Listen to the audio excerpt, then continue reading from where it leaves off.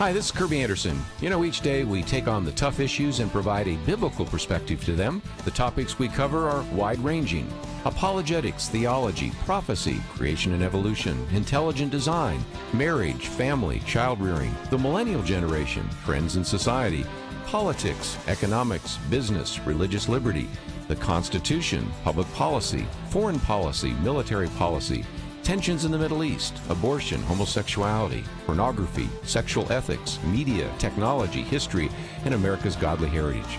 We talk about anything that affects your faith, your family, or your freedom. So don't go anywhere, because Point of View starts right now.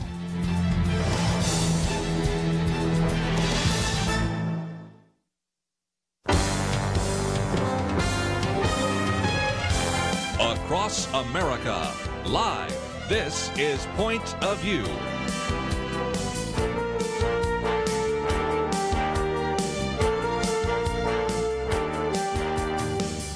And now, Kerby Anderson. Thank you for joining me today. It is the Tuesday edition of Point of View, and in the next hour, I'll probably talk a little bit more about the upcoming presidential debate tonight, and I'll probably say a little bit about it in this hour.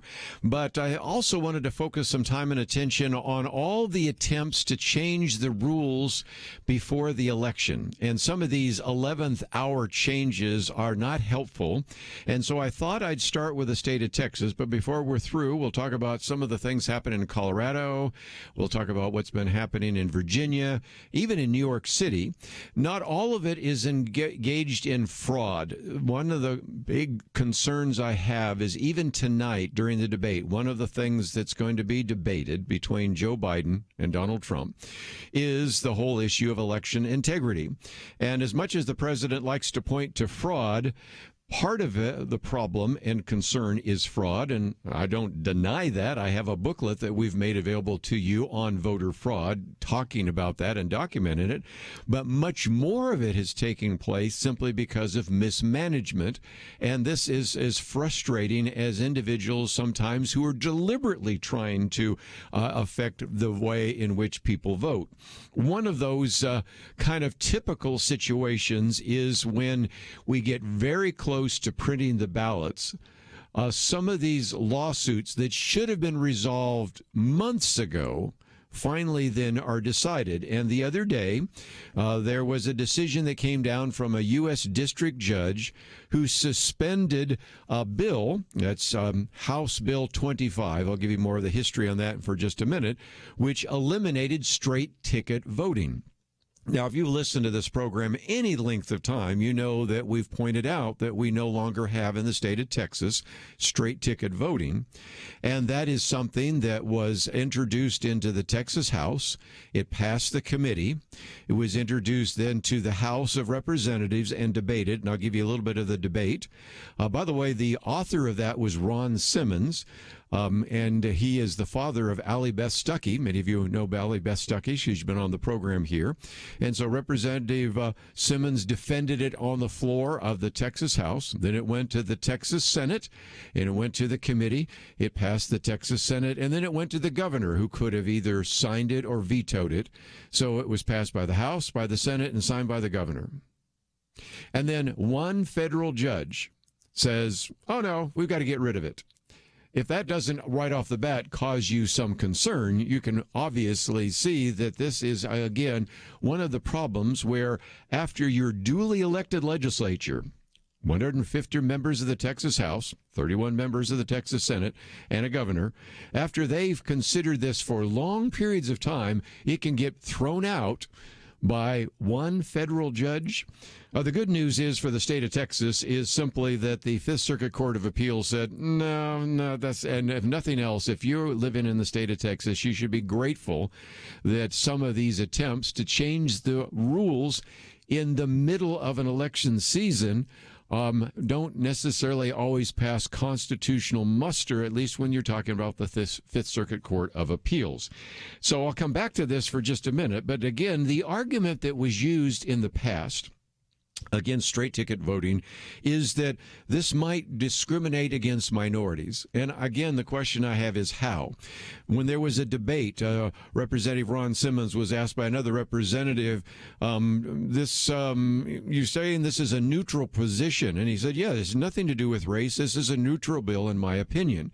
And if you think about it, so often the race card is used, but tell me how, if you're a minority, not giving you a chance to actually have straight ticket voting, and thus forcing you, if you're going to actually go down and vote for each individual office, how that discriminates against you if you are from a minority population. I don't know where it does.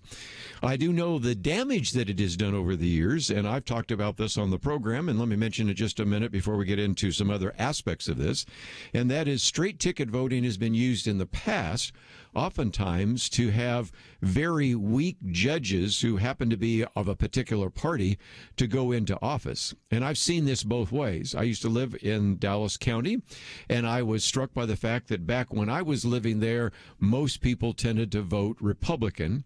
And because a lot of Republicans would vote straight ticket, you would then not only have qualified candidates up at the senatorial, congressional levels, even the state house and state senate, but by the time you get down to some of the judge races, a lot of people don't even know who they are. Let's just be honest. And so I sometimes would then be called for jury duty. And every once in a while, I'd see one of these judges up there, and I was thinking, you don't look very good. I mean, I'm not very impressed with you. Of course, there were some scandals of a few of those, and they were in office in large part because they had an R next to their name, straight ticket voting. More recently, I've seen just the opposite. This last election, I interviewed on this program a very qualified judge who on two separate occasions, with impeccable credentials, has been placed in judgeships and has fought to deal with the issue of sexual trafficking. But then when it came time for the general election, was voted out of office, not because she wasn't qualified, but because she had an R next to her name, not a D. And I don't think that was very fair either. In the most recent election, I saw one individual that I'm not even sure had the right qualifications to be a judge, but nevertheless gets in. And so that's always been a problem with straight ticket voting, I think. I want to force people to go down, and if you really want to vote in those judgeships, then find out about them. But don't just hit R and D, straight ticket voting. And, of course, the good news in all of this is that even though there was one U.S. district judge that wanted to eliminate straight ticket voting, the Fifth Circuit Court of Appeals actually did reinstate that. It was a case actually brought by the Texas Alliance for Retired Americans, which again, I guess assumes that if you're just really old and retired, and I'm old enough to be retired, by the way, that you just couldn't possibly make your way down the ballot to vote for those individuals. They have come up with a new argument, though. Maybe it's not racist, maybe it's not ageist or sexist or anything else. It just might take a little longer, and since we might have longer waiting periods, then let's just make it really easy for people to walk in, just click one button, 15 seconds later, hand their ballot and walk away. And I just think that elections should mean a whole lot more than that. But nevertheless, I thought it would be worth mentioning that once again, there has been this great challenge of whether or not straight ticket voting should be allowed. I've looked at some of this, and I think there's only a few states in the entire country that allows straight ticket voting, and this is certainly not one that needs to take place. And a lot of really good people sometimes just get voted out simply because of who is at the top of the ballot. Last time it was Beto O'Rourke and all sorts of, I have to say, fairly qualified judges who are incumbents but were Republican, just lost simply because people straight ticket voted. And I think if nothing else, if you're going to vote, you have to earn the right to go all the way down and click every one of those boxes, or leave some blank if you don't know who they are, because after all, there may be really good people running, and if you don't know who they are, just clicking the button at the top makes no sense to me whatsoever. When we come back from the break, I want to take on another issue. There is a rumor being suggested right now that people are stealing absentee ballots out of mailboxes in the state of Texas. I'll talk about that. Turns out to be a rumor and nothing more. Explain that right after these important messages.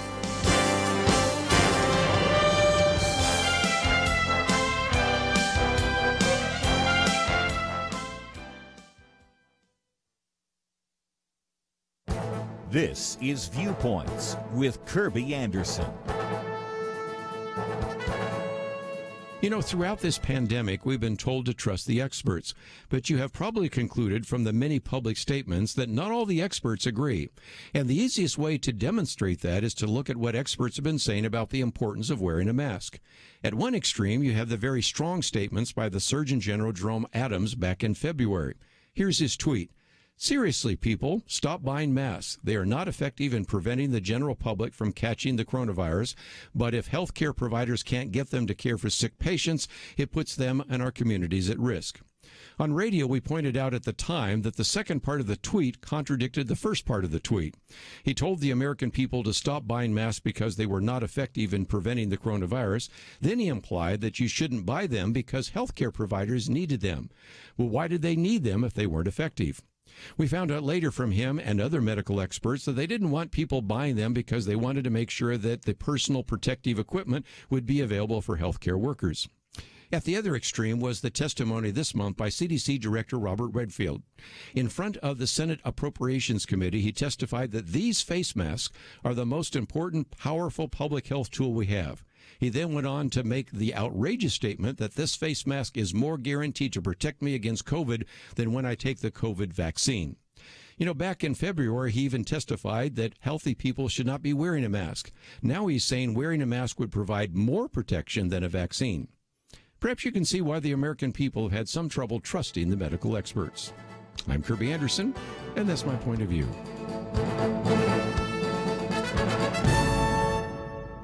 For a free copy of Kerby's booklet, A Biblical View on Loneliness, go to viewpoints.info/loneliness. That's viewpoints.info/loneliness.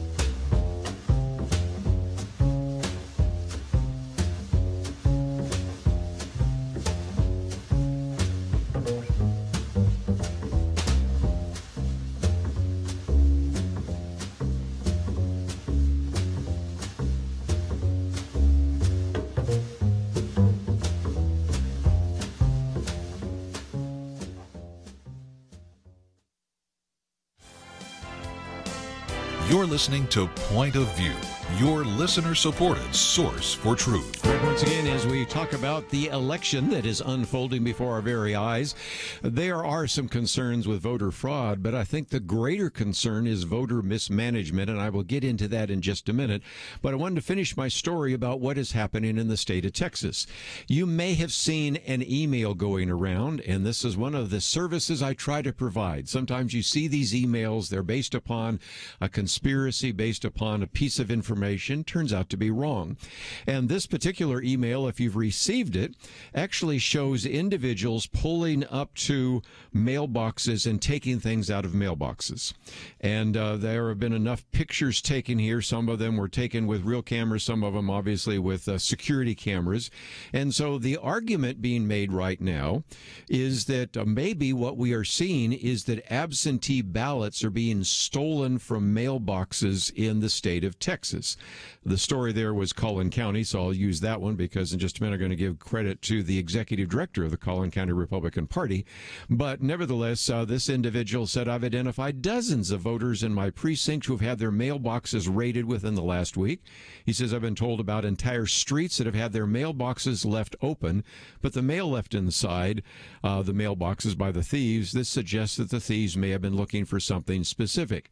No doubt they were. But if you think that they were looking for absentee ballots, we could say with virtual certainty they were not. You might say, well, how can you say that with certainty?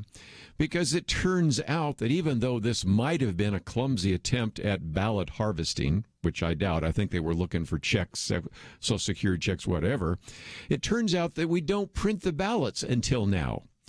And you might say, why do they wait till the end? Well, that gets me into something else, which relates to something we talked about just a minute ago. Because the elections department waits to the very last moment to print the ballots because there are these 11th hour challenges in the courts. And turns out in this particular case, on September 15th, the Texas Supreme Court ruled correctly, I think, and placed members of the Green Party, 3 different members of the Green Party, back on the November ballot. In one way or another, they were labeled ineligible, which, by the way, brings me to something else. You know, first of all, we've got at least one of our staff members here who's voted third party. And that's another reason why I think straight ticket ballots and voting is unfair, because usually it'll have just a straight ticket Democrat, straight ticket Republican. What if you want to vote for the Green Party, Libertarian Party, Constitution Party, even the Communist Party? Oh, no, you can't do that.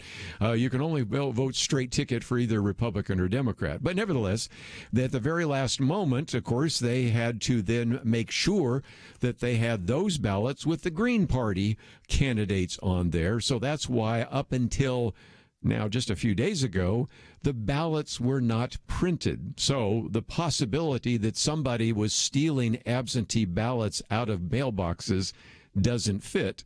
And it turns out that the number of mail-in ballots, according to Neil Katz, executive director of Collin County, actually Collin County Republican Party, I should say, probably going to mail out about 22,000 of these ballots to individuals in Collin County. I'll use as an example who've requested them. Some people think the number might jump up to about 30,000. And so, again, those are just now being printed. And so then it may be worthwhile, if you're expecting one, to make sure you make it to your mailbox as quickly as you can. The only real exception to this, I might just add, just as a footnote, are the military ballots, which have to obviously, by definition, go out earlier, but they're sent electronically. So nevertheless, it's just one of those rumors that's making the rounds. We wanted to provide you with a public service to simply point out that indeed the ballots now are being printed and distributed, but anybody that was telling you last week or the week before that they were being stolen out of mailboxes probably doesn't have all the facts straight. Let's, if we can, get to one of the articles I've posted. I think it's the first article here. It's called Duplicate Ballots. Now, again, this is not really assessing or even suggesting fraud, just mismanagement, which could then lead to people using it in a fraudulent way. Yesterday, my Viewpoints commentary was on missing ballots. And we talked about the 1,666. I love that. 1,666. I love the fact it was 666 ballots. But anyway, kind of interesting. We're missing for a long period of time in Sussex County in New Jersey. So I talked about one very prominent example of missing ballots. Today, I want to talk about duplicate ballots. Around 1,400 Virginia voters received 2 absentee ballots in the mail, according to multiple reports. They claim that the problem was a printer that accidentally set out 2 ballots through Fairfax County election officials. I used to live in Fairfax County when I went to Georgetown, so I know exactly where that was. And so the officials instructed people that received 2 ballots to simply destroy one, and noted that only one would be counted. That's assuming that, again, those ballots are sent where only one was sent in, or the possibility that one is sent in now and another one sent in so close to the election that somebody doesn't notice that it's a duplicate. So again, not alleging fraud, just mismanagement that could allow for the possibility of fraud. And so we've gone on one extreme from missing ballots to the other extreme of duplicate ballots. While we're talking about ballots, up in Colorado, they've got another set of problems. The Democratic administration there, interesting how that always seems to be on that one particular party, actually have been sending postcards to illegal aliens and dead people asking them to register to vote. According to the Secretary of State, who, by the way, is a Democrat, admitted that the state uses a mailing list compiled by outside sources, and some of the recipients of the postcards are ineligible. You think? One of the lists that they use comes from the National Electronic registration information system. In this particular case, there are 750,000 cards that were mailed, which draws names from all sorts of sources. And so you had people receiving these various cards for individuals in their family that have died, other individuals that were not supposed to receive them, including individuals that were not here legally. So again, this fiasco probably was best summarized by a man by the name of Matt Vespa. I've quoted from him before, in which he says the Colorado Secretary of State sent postcards to non-citizens and dead people, urging them to vote. In North Carolina and Virginia, we're seeing people receiving multiple ballots. He says by again and again. Pennsylvania, they're going to accept ballots whose signatures don't match. In New Jersey, of course, we talked about that one there. They have to redo the election because it was so poorly handled. And the primaries in New York got messed up pretty significantly as well. CBS Denver says Colorado Secretary of State mails postcards to non-citizens and dead people. We have this one as a post by Richard Grinnell, of all people. The District of Columbia media keeps pretending like we don't have a voting by mail crisis. They purposely interchange absentee voting, where someone specifically requests a ballot, with mass ballots sent to people who didn't request the ballot in the first place. But the biggest one, since I've already pretty much now hammered everybody from Colorado to North Carolina to Virginia, and a little bit in Texas, let's go to New York City. This one's pretty extensive. This is a long article, so I'll just summarize some of it. Voters in New York City said they received their mail-in ballots this week, but were surprised to find they were printed with the wrong names and voter IDs. Some included incorrect return labels. Some voters said they received absentee ballots mislabeled as the official ballot for military members, while others said the envelope meant to return their ballot did not bear their name or address. According to the New York Post, the ballots labeled as military ballots were misprinted in Queens, and experts say that they will not change how the votes are tallied. Let's hope so. Then there's the mass confusion about these ballots and what people are supposed to do with them. That comes from city councilman who was telling the Post that people are already not trusting this process, and they're already not trusting the Board of Elections to count the ballots right. Now you have people then sending all sorts of tweets saying, I called the Board of Elections. They're sending a replacement ballot that they had me in their system with the wrong birth date. The person said, I'm just going to vote in person now. I'm not even going to trust that. Another one say, Brooklyn absentee voters, I received my absentee ballot today with the wrong name, the wrong address, the wrong voter ID on the ballot envelope. And I talked to the Brooklyn Board of Elections. They say the mess up affected nearly 500 voters, but could be up to 123,000. So this individual is suggesting you check your envelopes. I've got more, but I think you get the point. If you've been thinking about voting, vote in person, because whether this was deliberate or just mismanagement, the reality is we're seeing more and more problems, in part because so many more people are asking for a mail-in ballot, and it's overwhelmed the system, and there's a fair amount of incompetence. Let's take a break. We'll get into some other issues right after these important messages.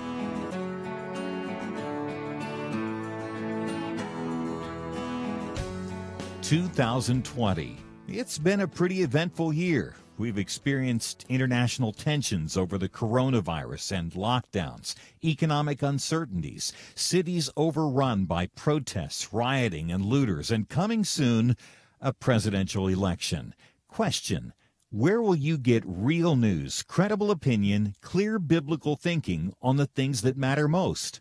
Answer: Point of View Radio with Kerby Anderson and the team. You can make sure their voices continue speaking loud and clear by taking a moment right now and joining the Truth Team. It is easy, but you do have to visit our website or make a quick call. Go to pointofview.net/team or call 800-347-5151. You have the power to make a difference. Joining the Truth Team can help ensure that millions of people will get a different opinion from the major purveyors of fake news. We don't get big advertising dollars like the networks or tax money like PBS. We depend on you. Pointofview.net/team and 800-347-5151. Point of View will continue after this.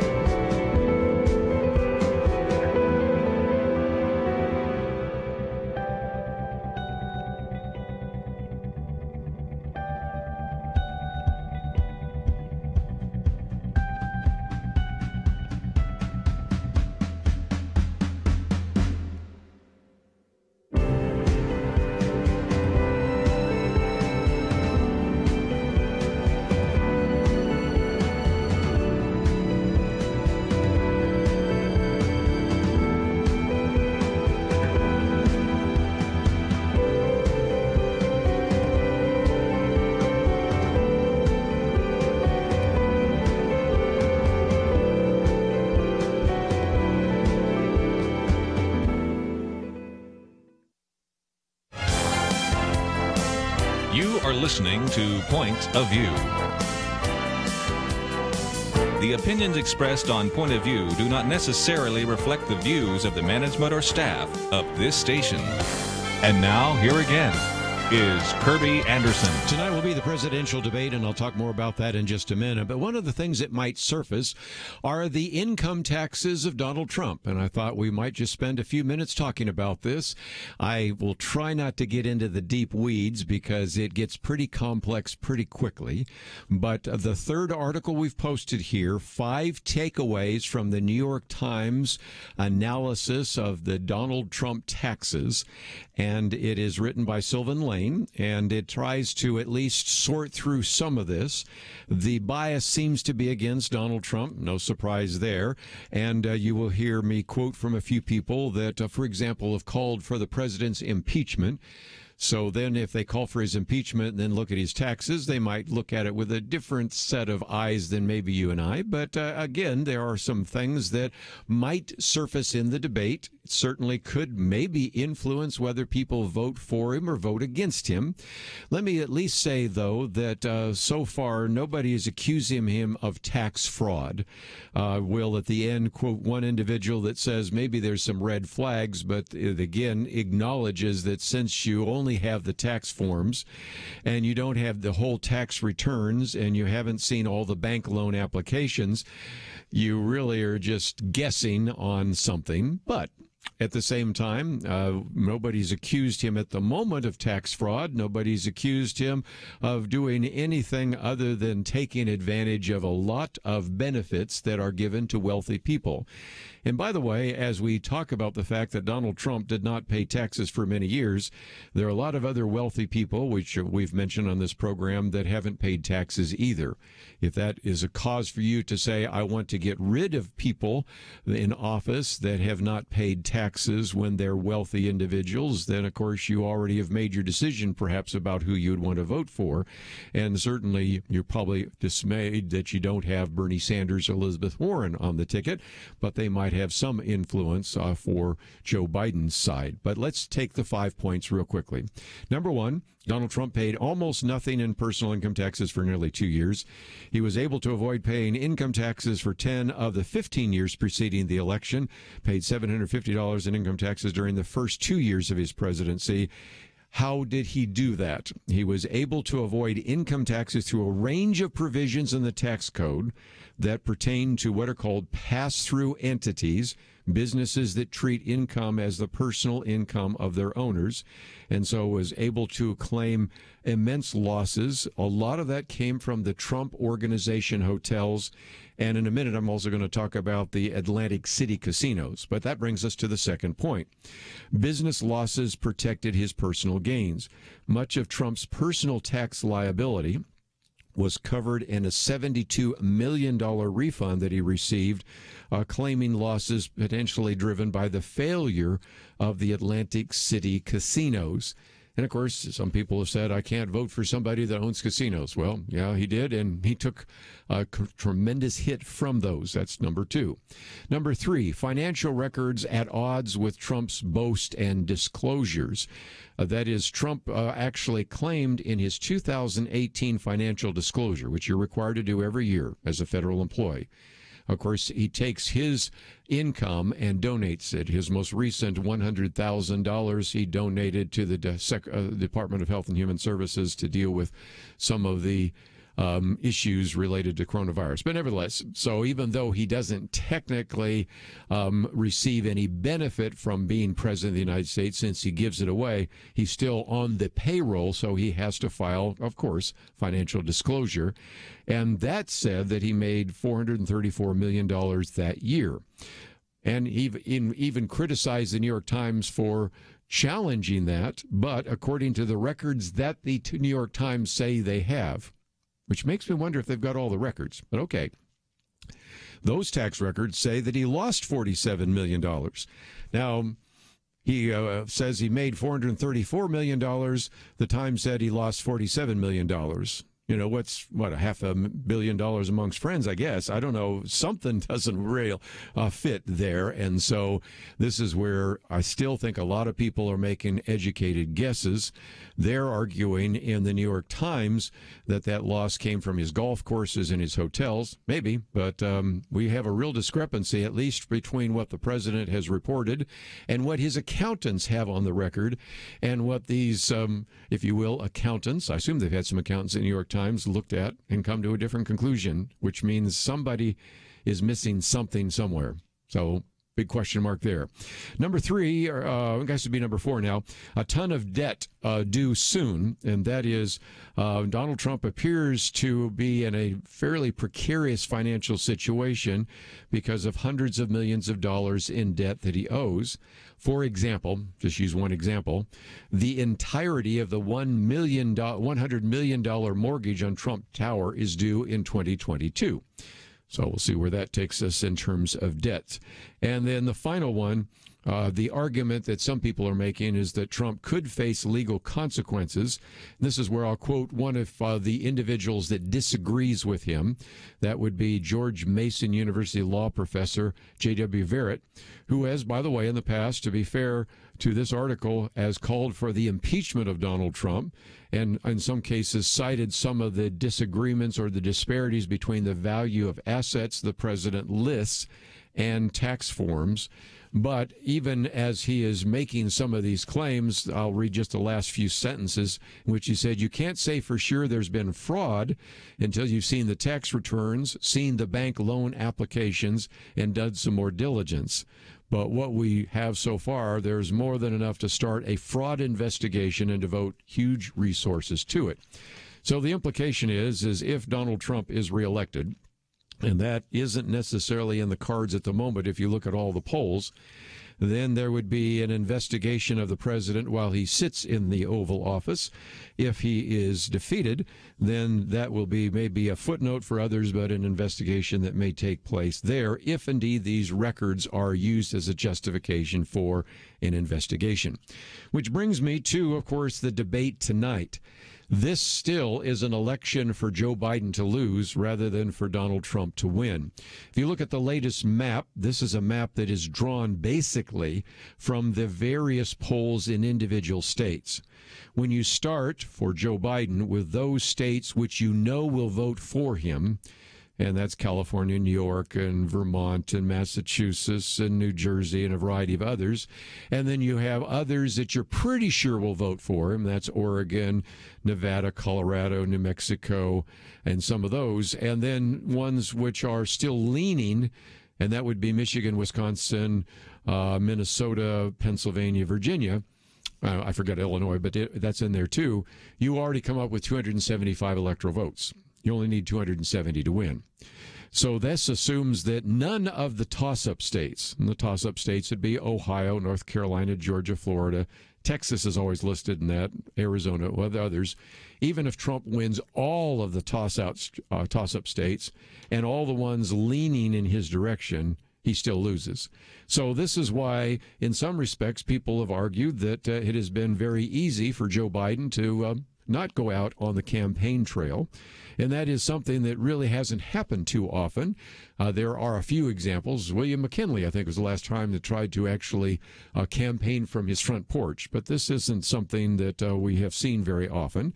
And so, as this article points out, Joe Biden will step onto the stage tonight in Cleveland, holding the lead in polls, significant in the national surveys, closer in the battleground states, but, of course, facing questions about why he has not been out on the campaign trail with only 35 days left to change the course. A lot of what will be talked about tonight will be the handling by the president of the coronavirus and the pandemic, and you will hear a fair amount of back and forth on that. Even though they were not scheduled to talk about the Supreme Court, you've got to know that the death of Ruth Bader Ginsburg and the nomination of Amy Coney Barrett will come up. Even though they're not going to talk foreign policy, you got to believe that comments about Hunter Biden somewhere along the line will come up.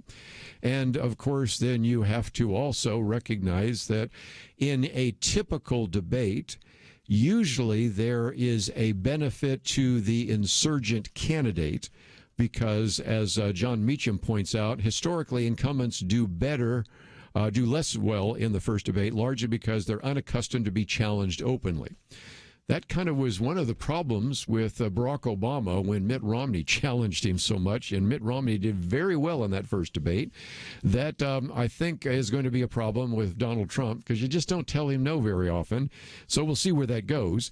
And, of course, then the whole question about how Joe Biden's performance will be. has been very uneven. And, of course, some people nervous about how he'll say it, what he will say, and whether or not the former vice president can provide sort of fact-checking along the way. So it will be interesting to watch. Whether it changes minds is something Donald Trump hopes, and Joe Biden hopes does not. And we'll take a break and talk about some more aspects of this right after this.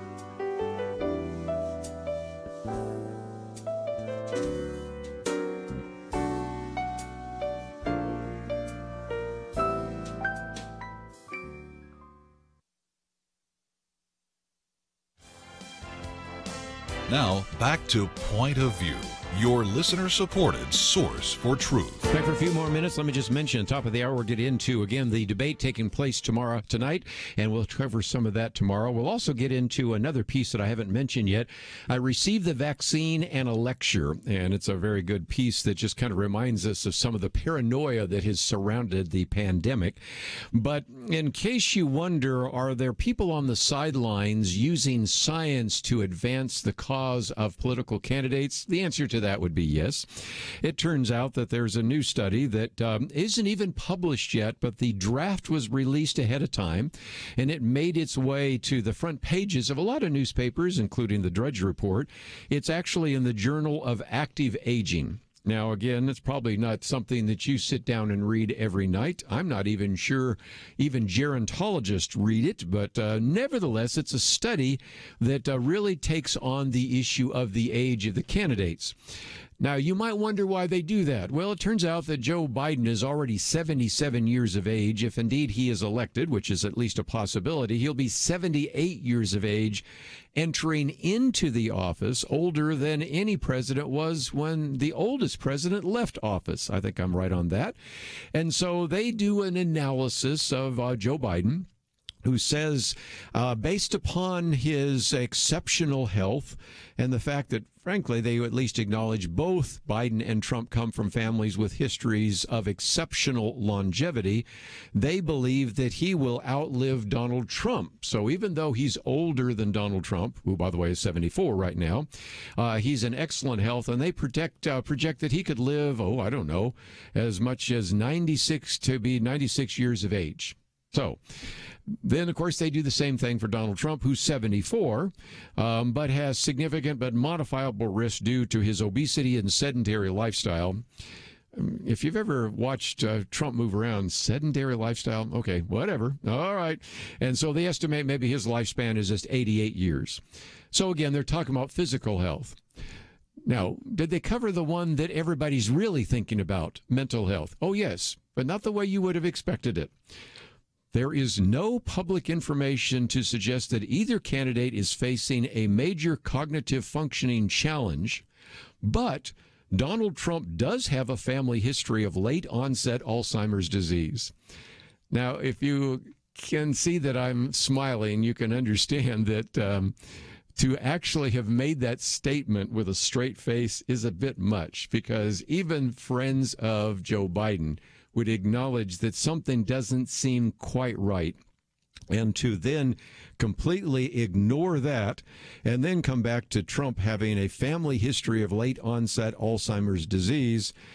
Okay. But nevertheless, these are the kinds of things that are going to surface. And if that's good science, great. I've just have my doubts. And the fact that it's not even going to come out for a month, but the draft got sent out just before the debate tells you of the kinds of things we're going to be dealing with for the next 35 days. So buckle up, because here it comes. But just to get off the election for a few minutes, I thought I'd quote from our good friend John Smirek. You always know you're in for fun with John Smirek.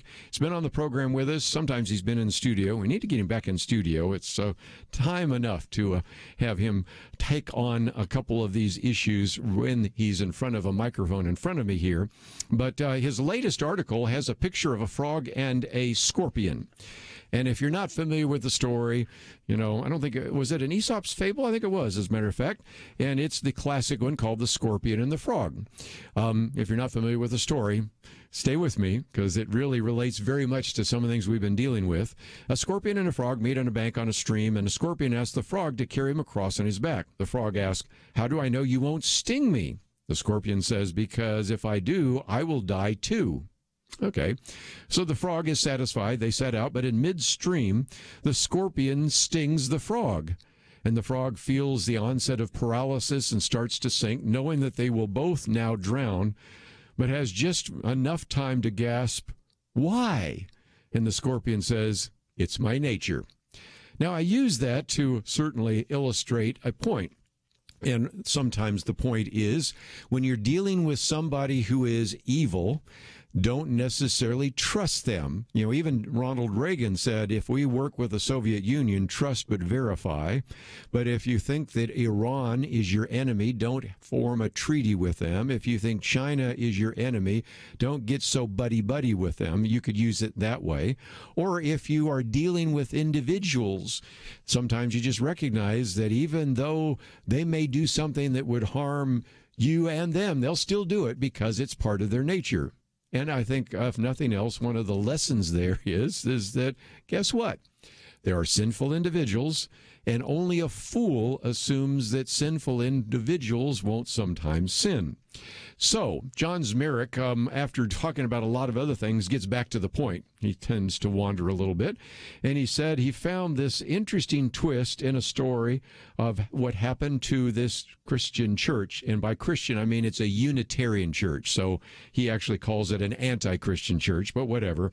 But this was a Unitarian church in Louisville, Kentucky. Now, as you might remember, there were all these riots taking place because of the lack of indictments that came to some of the police officers in the death of Breonna Taylor. There was one indictment, but no others. And so the Louisville First Unitarian Church wanted to virtue signal, and they recognized that there was a problem because there was a, if you will, a curfew, but they found that the curfew laws could actually be maybe dealt with because the church was exempt from the curfew laws, which I did not know. So let me just read the article. So the church opened up this sanctuary, a place to get refreshments and legal aid, and this came from Tim Duncan, a volunteer with the First Unitarian Church. And so as a way of showing we are with you and we are part with you, we are the struggle that you've gone with for centuries, that they then opened up a banner outside the church saying Black Lives Matter, and invited all the protesters to come into the Louisville church when the curfew began. And then what happened next was around the building and grounds were the police. But what happened next really illustrates the scorpion and the frog, because as soon as these 100 plus protesters and rioters got into the church, they now threatened all the white people in the First Unitarian Church with assault and kicked every one of them out of the church, out onto the street, and then even demanded that most of the press demand that they leave. And so, as John Smirek said, so the self-congratulatory post-Christians who wanted to help violent rioters, and protesters evade the law found themselves run off trembling in the street. And so, of course, you have a reality that sometimes when you're talking about the scorpion and the frog, you have individuals that indeed want to take over your church and then they kick you out of the church. It's reminiscent of many of the other scenes we've seen. I remember seeing one picture where it said, we support Black Lives Matter, and every one of the windows of the building was knocked out. Or I saw this one video of this individual when the rioters were coming to his business, said, I support you, I support you. And the guy stops for a second and throws a rock right through the window because he really doesn't care.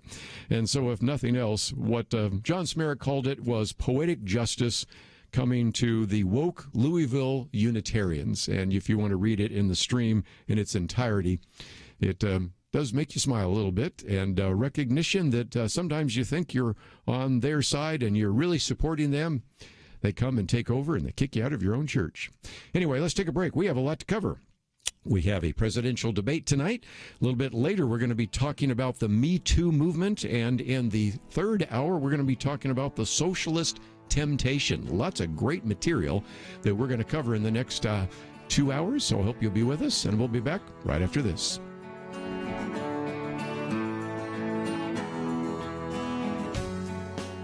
Having civil conversations about important issues seems to be harder and harder.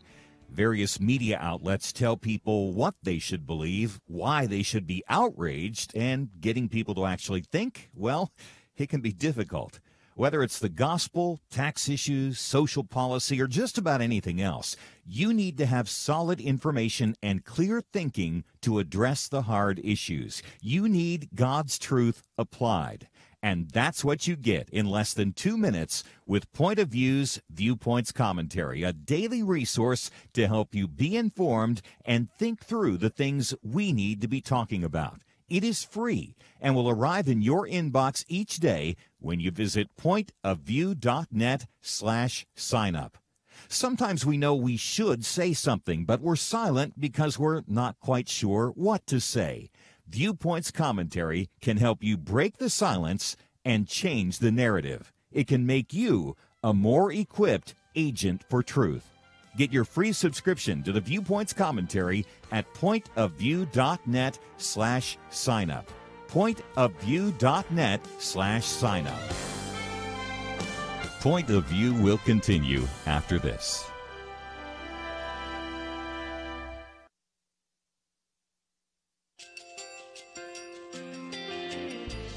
I just want to thank you so much for all the wonderful programming you have. You're just absolutely fantastic. I recently started listening to Point of View, and I really found it interesting because of the different subjects you cover. Thank you for that. I really appreciate everything that you do in keeping us informed. Thank you, Kerby, for everything that you have been doing. I appreciate all the work that you're doing, advocating for the Word of God. Thank you so much. Point of view, I think, is absolutely necessary because it's a Christian perspective, a biblical worldview perspective, and receive very current, up-to-date information about what is really going on, week to week in our culture, which is changing so rapidly, and yet it's morally sliding backwards. Yeah, I'm just, first of all, I thank you guys. Y'all's program is wonderful, and enjoy it every day. I learn so much every time I listen to it. Point of View Radio Talk Show.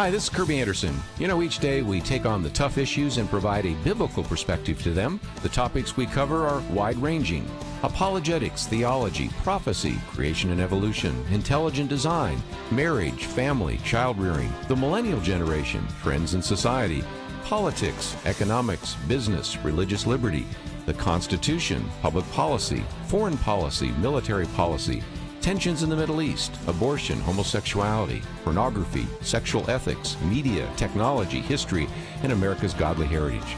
We talk about anything that affects your faith, your family, or your freedom. So don't go anywhere, because Point of View starts right now.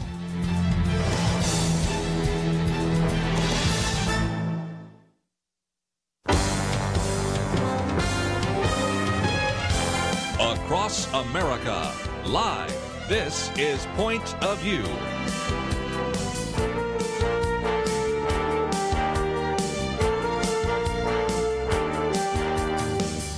And now, Kerby Anderson. Thank you for joining me. It is the Tuesday edition of Point of View, and over the next 2 hours, we're going to spend just a little bit of time getting you ready for the presidential debate tonight. Whether you watch it or not, we will certainly give you full coverage tomorrow.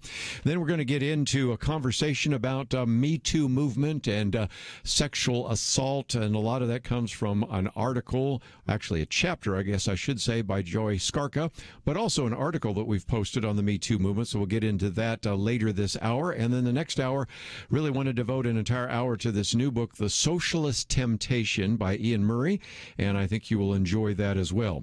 A lot more we'll say about the debate tomorrow, but let's at least give you a scene setter for that. And first of all, to recognize that you are going to have, of course, the first confrontation, if you will, between the president, Donald Trump, and the former vice president, Joe Biden. This is going to be at a time in which we've had just the most unusual campaign ever. I think you can go all the way back to William McKinley to find a presidential candidate that candidated and actually did a campaign from the front porch. In this case, Joe Biden did it from the basement mostly, but they will step onto the stage tonight in Cleveland. And Joe Biden is leading in the polls. I'll say more about that in just a minute. Has a significant lead in the national surveys, also pretty good lead in many of the battleground states. But still facing a few questions about why hasn't he been in the spotlight? Why has he refused to answer a lot of very relevant questions? And so that is the case. And, of course, Donald Trump, 35 days away from the election, is in some respects trying to close the gap, and we'll see where that carries the conversation. One of the topics that will be discussed quite frequently and maybe even forcefully is the president's handling of the coronavirus. And so we'll see how much time that takes. It's one of 5 elements, but I think it will take some time. And so that is the case. Let's recognize that not on the particular agenda is the death of Ruth Bader Ginsburg, Supreme Court Justice, or the nomination of Amy Coney Barrett, but I suspect that might show up. The president's tax history might show up. If it doesn't this time, it will sometime in the future.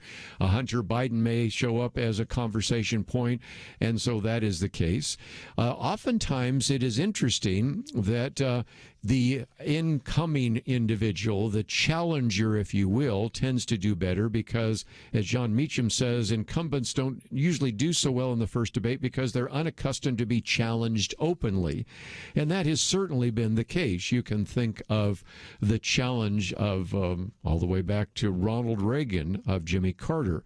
You can think of a very successful challenge in the first debate of Mitt Romney against Barack Obama. And I do believe that Barack Obama and Donald Trump are very different individuals, but they do share one thing in common. You don't tell them no, and you don't challenge them. So it'll be interesting to see where that takes us in that regard. And so this is one of those issues. In the last hour, I did spend a little bit of time talking about the age issue and fitness for office. Some of those questions may surface. We will see. But it illustrates, I think, a really important point, and I'll hold this up for those of you that watch online. And this is the most recent chart, which is put together looking at the various polls in the individual 50 states and the District of Columbia. And if you make the assumption, which I think is a very fair assumption, that Joe Biden starts out with an enormous electoral advantage. He has all of the West Coast. and even an occasional western state. He has virtually all of New England, and well, really the Northeast, with the exception maybe of New Hampshire, which could be considered a toss-up.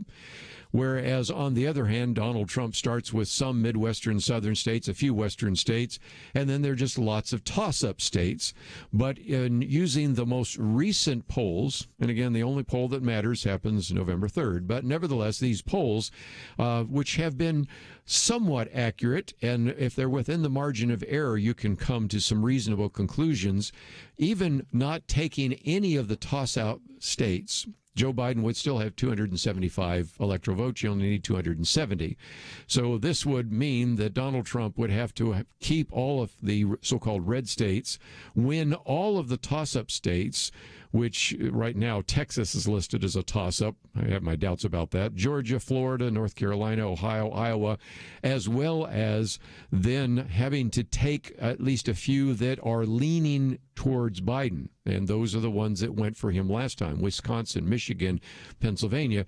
You can see the challenge that is before the president. And so this will be very interesting to see if this debate does anything to move the needle in that regard. Just before we take a break, though, while we're talking about the election, I have said before, matter of fact, one of the other topics tonight will be the integrity of the election. And I think the president has made a mistake by always focusing on voter fraud. Has there been voter fraud? Yes. Will there be voter fraud this time? Yes. Is that the major reason for some of the concerns? Not necessarily. Some of it simply has to do with mismanagement. My first article here is a reminder of the flip of what I talked about yesterday. If you saw my Viewpoints commentary yesterday, it was entitled Missing Ballots. If you see the first article that we have posted today, it's called Duplicate Ballots, because over 1,400 different voters in the state of Virginia received 2 absentee ballots in the mail. The problem supposedly is a printer that accidentally sent out 2 ballots in Fairfax County. I've lived there, so I know exactly where that is. And so the officials simply instructed people who received 2 ballots to destroy the second, because only one will be counted. Well, again, the potential for fraud, you can imagine, is pretty significant there. And it relates to the fact that in addition to Virginia, also North Carolina has been sending out multiple ballots. Colorado, the Secretary of State there, sent postcards to people that were illegal citizens and dead people. And so as a result, you have that issue. You have Richard Grinnell pointing out that the District of Columbia media has been purposefully interchanging absentee voting, which is where a person specifically requests a ballot, with mass ballots being sent to people who didn't request a ballot. And then there's the fiasco in New York City. Voters there in New York City have received their mail-in ballots and were surprised to find that they were printed with the wrong names, with the wrong voter ID, sometimes incorrect return labels. Some voters said they received absentee ballots mislabeled as an official ballot for the military. According to the New York Post, ballots labeled as military ballots were misprinted in Queens, and they will still be counted even though they say military ballots. We'll see where that goes. And then you have all sorts of others in which you have voters are required to sign their names on a ballot to be counted, meaning the mislabeled return envelopes might be voided if indeed that is the case. So then they've been calling the New York City Board of Elections, saying that they will get a replacement ballot, but some of those have the wrong birth date, some of them have the wrong address. Some of those also had not only the wrong name, the wrong address, the wrong voter ID, and even the return envelope was a mess. So some of this could be fraud, but a good portion of it is also just simply mismanagement. And as a result, you now have in places like Pennsylvania where they're going to accept ballots where voter signatures don't match. We've had to do a mulligan election in New Jersey. The errors and problems mount day after day. We'll be right back.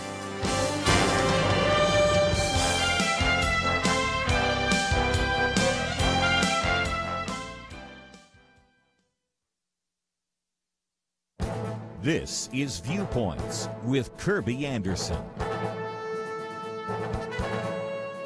You know, throughout this pandemic, we've been told to trust the experts, but you have probably concluded from the many public statements that not all the experts agree.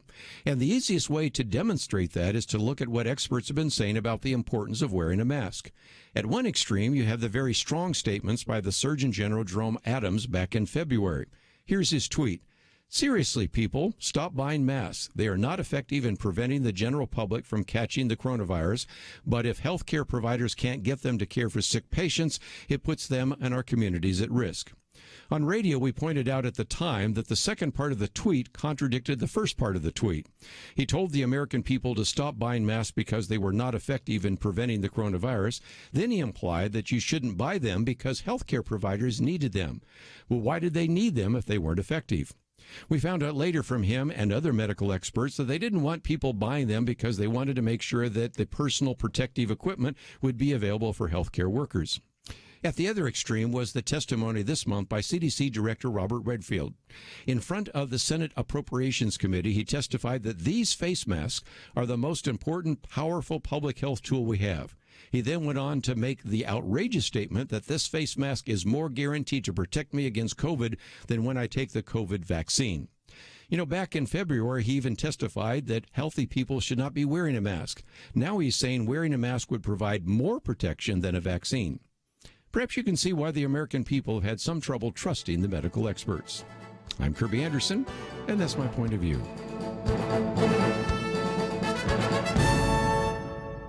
For a free copy of Kerby's booklet, A Biblical View on Loneliness, go to viewpoints.info/loneliness. That's viewpoints.info/loneliness.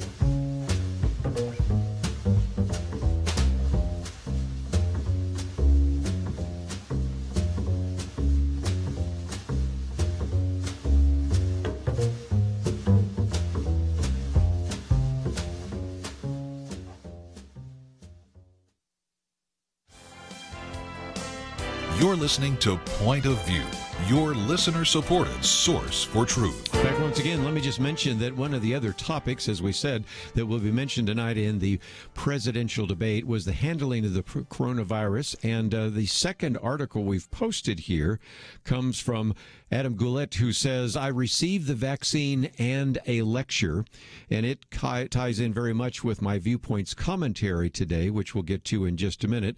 You can find the first article on duplicate ballots. Yesterday we talked about missing ballots. Today we're talking about duplicate ballots. We've also talked about thrown out ballots. And so, again, that drumbeat continues day after day. But another one has to do with how people are reacting to this coronavirus. And so he points out that he was told, you better put on your mask or you'll catch COVID and die. And he said, this wasn't said to me in jest, nor was it said indoors. This is what a grown woman told me while I was on a sidewalk in Massachusetts. The saddest part is the woman clearly believed what she said. And he says, of course, never mind that COVID doesn't spread very much outside, and never mind the fact that my age group is exceptionally unlikely to die from COVID. Statistically speaking, it's more likely that a car might have jumped the curb and hit me. But he's pointing out that you can see all sorts of examples. He talks about this lone person walking on the beach with a face mask. And so, it's gotten a little out of hand. And he says perhaps the worst side effect of COVID-19 is the total abandonment of logic and reason by many people in our nation, and simultaneously those sane people behave with an insane level of condescension with doling out their lessons. And he talks about, having traveled to 18 states. I haven't been on an airplane, but at the end of the week, I finally will be on the first one in 10 months. But he's been to 18 states, and he's seen an endless variety of rules, and so have I. That varies from place to place, community to community, sometimes from whether you're not meeting in a grocery store or somewhere else in a restaurant. But he says, first of all, he talks about the fact that there is sometimes a blind adherence to the rules of the week that don't necessarily seem sensible, and that's my commentary today. But also he points out that if indeed we needed to all have masks, then that would mean that Sweden should be a disaster, and it hasn't collapsed yet despite refusing to lock down. So the point he's making is that these lockdowns have not been helpful, and gives us the numbers and the percentages that we've thought about before: hypertension, strokes, diabetes, cancer, and the rest. And so that is the case. But then he points out that he was one of those individuals, interestingly enough, that actually was part of the test of the vaccine. And so as a result, he was, I think, concluding that if nothing else, probably that is something that will suggest that he was, you never know when you're doing these tests whether or not you're getting the placebo or the actual vaccine, but he concluded, and others have concluded, probably that was the case. And then points out that then you have everybody switching. You had most individuals that have been promoting vaccines. And you can think of a large number of those, including people in the health community and the mainstream media and others. Now, and I suspect you're going to hear this tonight. We'll see what Joe Biden says, because, if I'm Chris Wallace, I'm going to ask Joe Biden, you're going to take the vaccine. See what he says. And then this would be a perfect opportunity for President Trump to say, my suggestion is that when the vaccine is ready, we'll have a press event in the Oval Office, and you and your Vice President, Kamala Harris, can join me and Mike Pence, and we'll all get vaccinated. See what he says. It would be kind of interesting because, as this particular article points out, now you have individuals now becoming terrified of the vaccine being released before the election. You have people saying, I don't trust Donald Trump, as if Donald Trump is cooking up the vaccine in the basement of the White House. The New York Times is now starting to run headlines. Here's one of them: vaccine makers keep safety details quiet. Except you have to read a little bit further in the article to point out, you have to go 5 paragraphs into it to point out that that was simply clickbait, because they confess that it's standard for drug companies to withhold details of clinical trials until they are completed, of course. And so now you're going to have all sorts of people, first of all, terrified of getting COVID, and now terrified of getting the vaccine. And there you go. And, of course, I will be the first to be sympathetic to the fact that we've gotten mixed messages. This is my Viewpoints commentary today called Masks and Experts, because we now have the complete extremes in everything that was said. In my second paragraph, I remind you that back in February, this would be the Surgeon General, Jerome Adams, who, by the way, I have great respect for. But back in February, here's his tweet: seriously, people, stop buying masks. They're not effective in preventing the general public from catching the coronavirus. But if healthcare providers can't get them to care for sick patients, it puts them and our communities at risk. Now, if you remember back in February when that came out, Kelly Shackelford and I think Penna Dexter as well, but I know Kelly and I had some fun saying, this is a good example where your second part of your tweet contradicted the first part of your tweet, because he told American people to stop buying masks because they're not effective, then implied that you shouldn't buy them because healthcare workers needed them. But why would they need them if they weren't effective? And you could see where that was going. So we've got the extreme, and we have some others, Anthony Fauci and everybody else, not necessarily telling you to wear a mask. And then you have CDC Robert Redfield, I should say, actually in the Senate Appropriations Committee just the other day saying, quote, and he holds up one of these face masks are the most important, powerful public health tool we have. Then he went on to make this really outrageous statement: this face mask is more guaranteed to protect me against COVID than when I take the COVID vaccine. Well, that's really going to help people want to take the COVID vaccine, right? And by the way, he's another one that testified back in February that people should not be wearing masks. So, again, I recognize sometimes the confusion.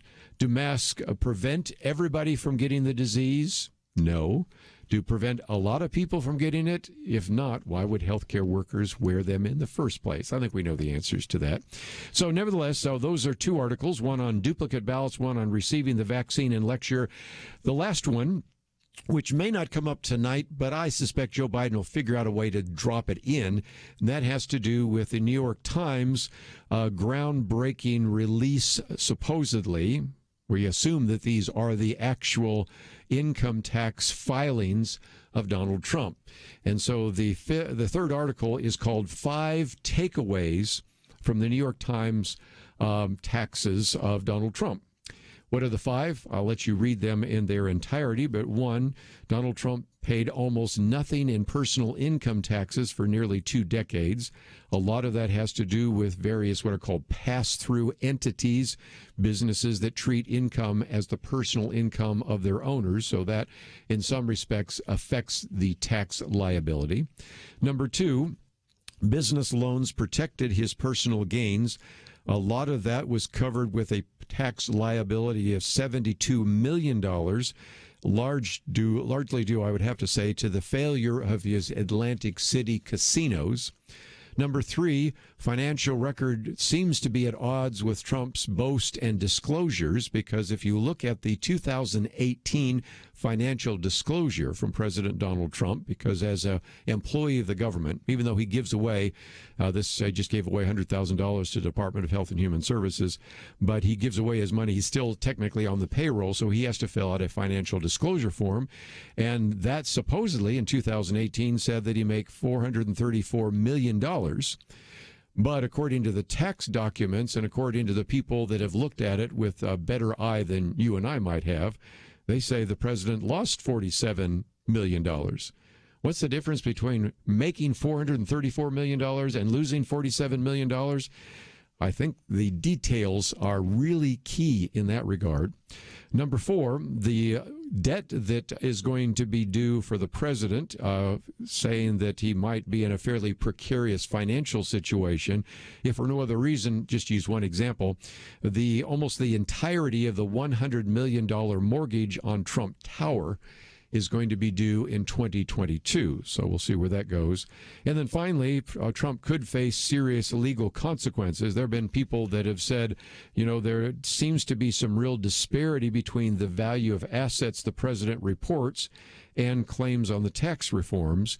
But even one of his critics in the last part says, you can't say for sure there's fraud until you've seen the tax returns, till you've seen the bank loan applications, done some more diligence. So nevertheless, I wanted you, since it may surface tonight, and it may be a question you're asking, what are some of the takeaways? What are some of the things we might have learned from the taxes of Donald Trump? And, of course, the biggest concern I have is the issue of privacy. If they can have access to the president's tax records when he does not want to make them public, that means they can come after you as well. And that's a concern for me, if nothing else. Nobody's alleging that he's engaged in fraud yet, but there are all sorts of comments being made about that.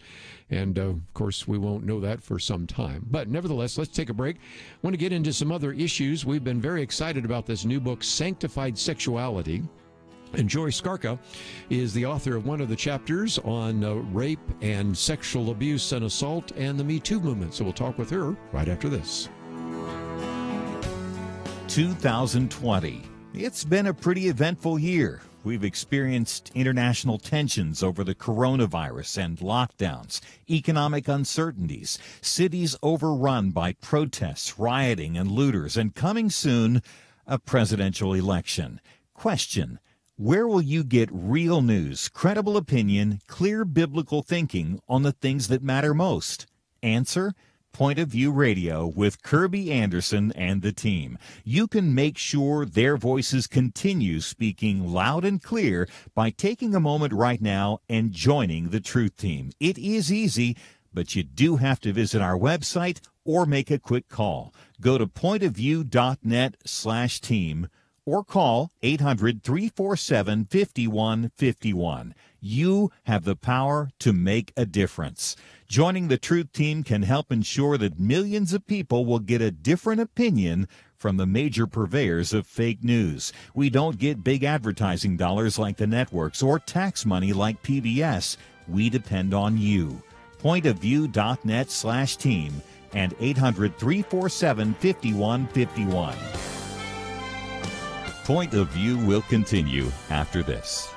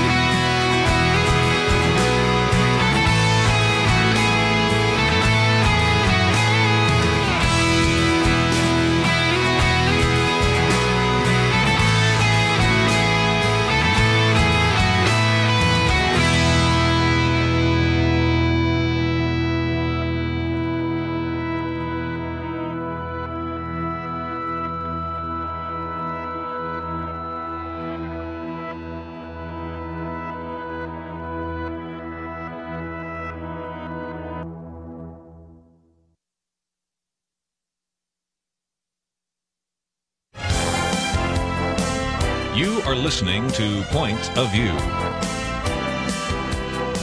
The opinions expressed on Point of View do not necessarily reflect the views of the management or staff of this station.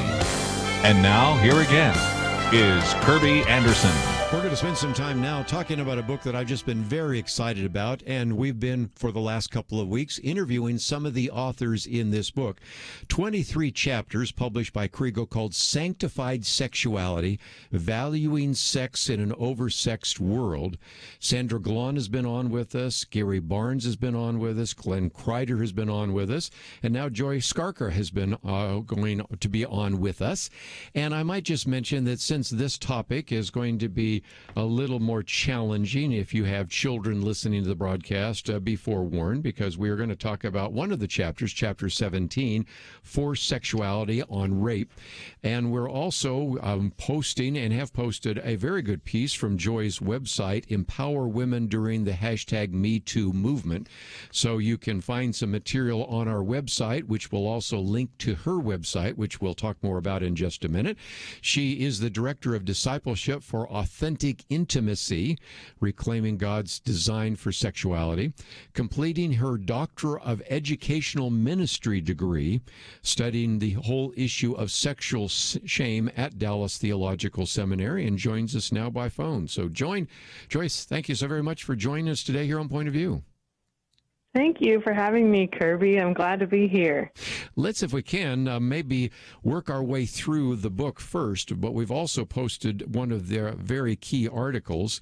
And I guess, first of all, we should recognize that this issue of sexual assault is something that is maybe something that most of us don't think about. I know you do, but it is something that is happening on a very regular basis, and you give us some of the facts and figures about that, and it also happened to you personally, didn't it? Yeah, it's a part of my story that happened in college, and actually 1 out of 5 women experienced sexual assault during college. So it's definitely a relevant issue in our world today.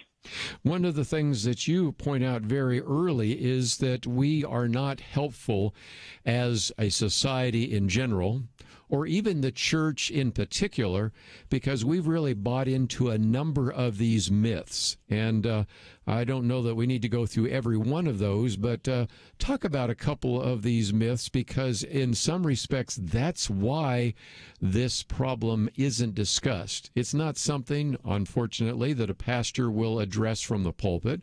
It's not something usually that even a Sunday school teacher will address, and yet it happens to so many, and it is something that really deserves attention, which is why I was so thrilled that Dr. Sandra Glahn and Dr. Gary Barnes included your chapter in the book. Yes, you're so right, Kirby, and one of the biggest myths is that it happens in dark alleys, like you see in a movie or something, that the person just sort of jumps out of a bush or something and it happens. But actually about 70% of rapes, you actually know the person who does it. The victim knows them. And so it's actually more common. Maybe it's a neighbor or a friend, or it could even be someone you're dating. Just because you previously said yes or previously consented doesn't mean that every act going forward is consent. So that's one of the myths we talk about. And we also talk a lot about how a lot of people think if you're dressing a certain way or if alcohol is involved, then that means that that's an excuse for a rape happening. That would make it your fault. And so I kind of unpack that a lot in the chapter as well. So there's a lot of reasons why victims don't report it. There's a lot of fear and stigma. They're worried about rejection. A lot of times there's just not a lot of evidence. And so if you don't get the rape kit done quickly enough, then you don't have enough evidence to report it. And also just to say that rape kit takes about 2 hours and can actually feel like getting raped all over again. So a lot of victims don't want to go through that trauma. So, and a good example of that is that I oftentimes say that many social statistics are pretty fuzzy because of the way they are covered and the fact that sometimes they're not reported. But at the top of the list is the rape statistics, because for every one that is reported, I suspect there are quite a number that never are, for all the reasons you just mentioned.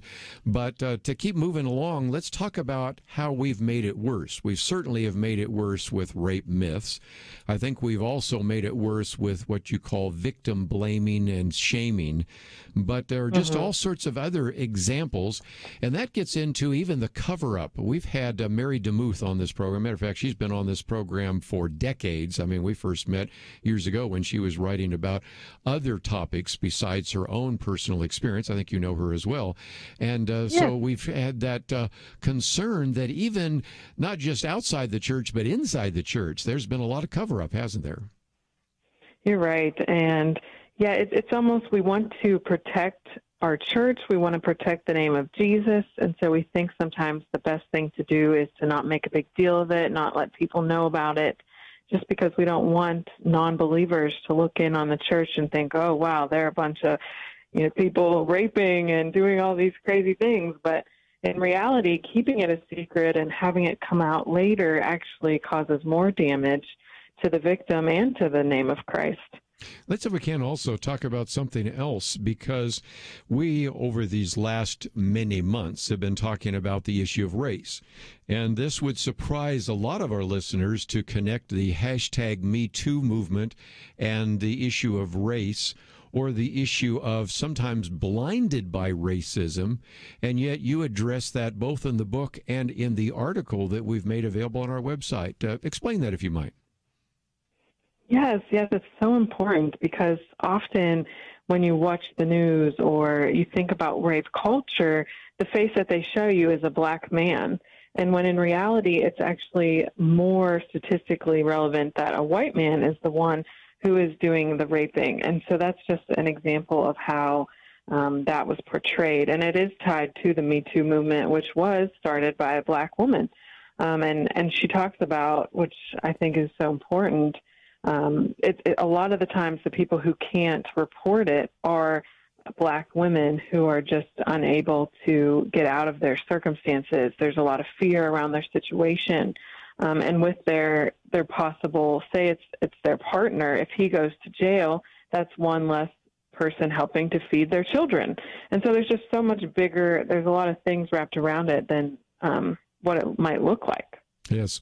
And again, you give some of the facts and figures there, and Tara Burke talks about that. Tarana Burke, I should say.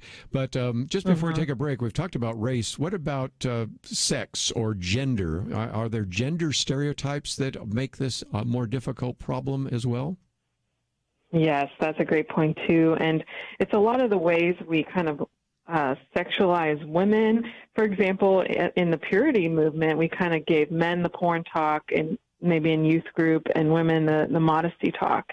And so it made the guys think that their brains were the problems because they wanted the women's bodies, and then the women thought, well, our bodies are the problems. We got to cover up. And so we didn't do a good job of teaching what it means to have brother-sister relationships and what it means that God created us as sexual beings. So that sexual education piece is really missing from a young age. So that's one example. Another example is that girls are portrayed more as weak and boys are portrayed as strong, while really having emotions isn't a gendered thing. God created all of us with emotions and a way to be polite and gentle. So that's one example as well. The obvious one, and since we're coming to a break, I'll just mention it, and that is the other one that you focus on is the issue of pornography. And so when you talk about this idea of visually stimulating young boys, and even in some respects pornography portraying individuals, women, for example, as desiring it and all the rest, you can see how that, I think, almost is obvious to everyone. So what I want to do when we come back from the break is talk about how we can prevent this from taking place. Then, when it has taken place, talk about how we can help the victims. And if you find yourself saying, well, I would really love to read her chapter, it is one of 23 chapters in this new book called Sanctified Sexuality, Valuing Sex in an Oversexed World. Many of the individuals that have written chapters here are associated in one way or another with Dallas Theological Seminary. No, not all, but certainly a very large number of them. And it gets into things like adolescent sexuality and the issue of reproduction and even contraception and infertility. It gets into issues like cohabitation and divorce. This one, of course, we're talking about forced sexuality, and then gets into issues like pornography, prostitution, sexual orientation, gender dysphoria. It's just full of just great material, and this is just one of the chapters in the book, which we'll come back and talk about. I've also posted her piece on 7 ways to empower women during the hashtag #MeToo movement. We've posted that on our website, pointofview.net, and also, of course, you can find your way to the website, which is hers, that we have on the website as well. We'll be back right after this.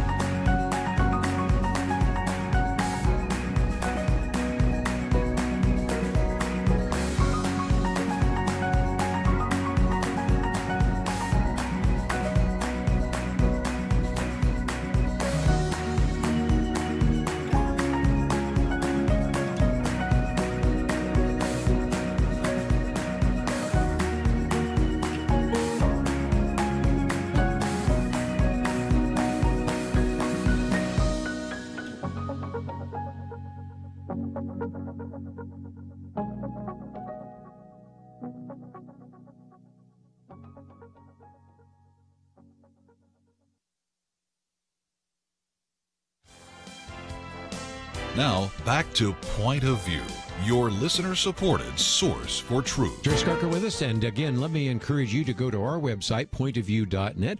First of all, we have a link to AuthenticIntimacy.com, and you can find some great resources there. You might want to sign up and become a member. There's podcasts, there's various events, there's all sorts of resources that you will find very helpful. And then we've also posted a piece that she wrote a number of years ago, 7 ways to empower women during the hashtag #MeToo movement.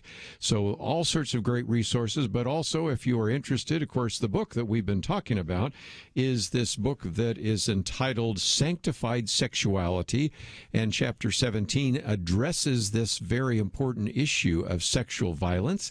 And so I thought for just a minute we might talk about how can we prevent rape. You have a whole section on that, and that's an important issue to begin to think about what we can do in our home homes, what we can do in our churches, what we can do in our communities, even in our legislatures to make a difference. Talk through what we can do to prevent this.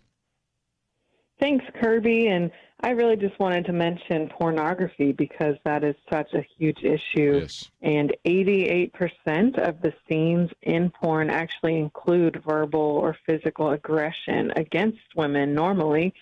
And so when children as young as 4 or 5 years old, that's actually the average age now that children are discovering porn, they're starting to see this aggression and think that this is what normal sexuality looks like.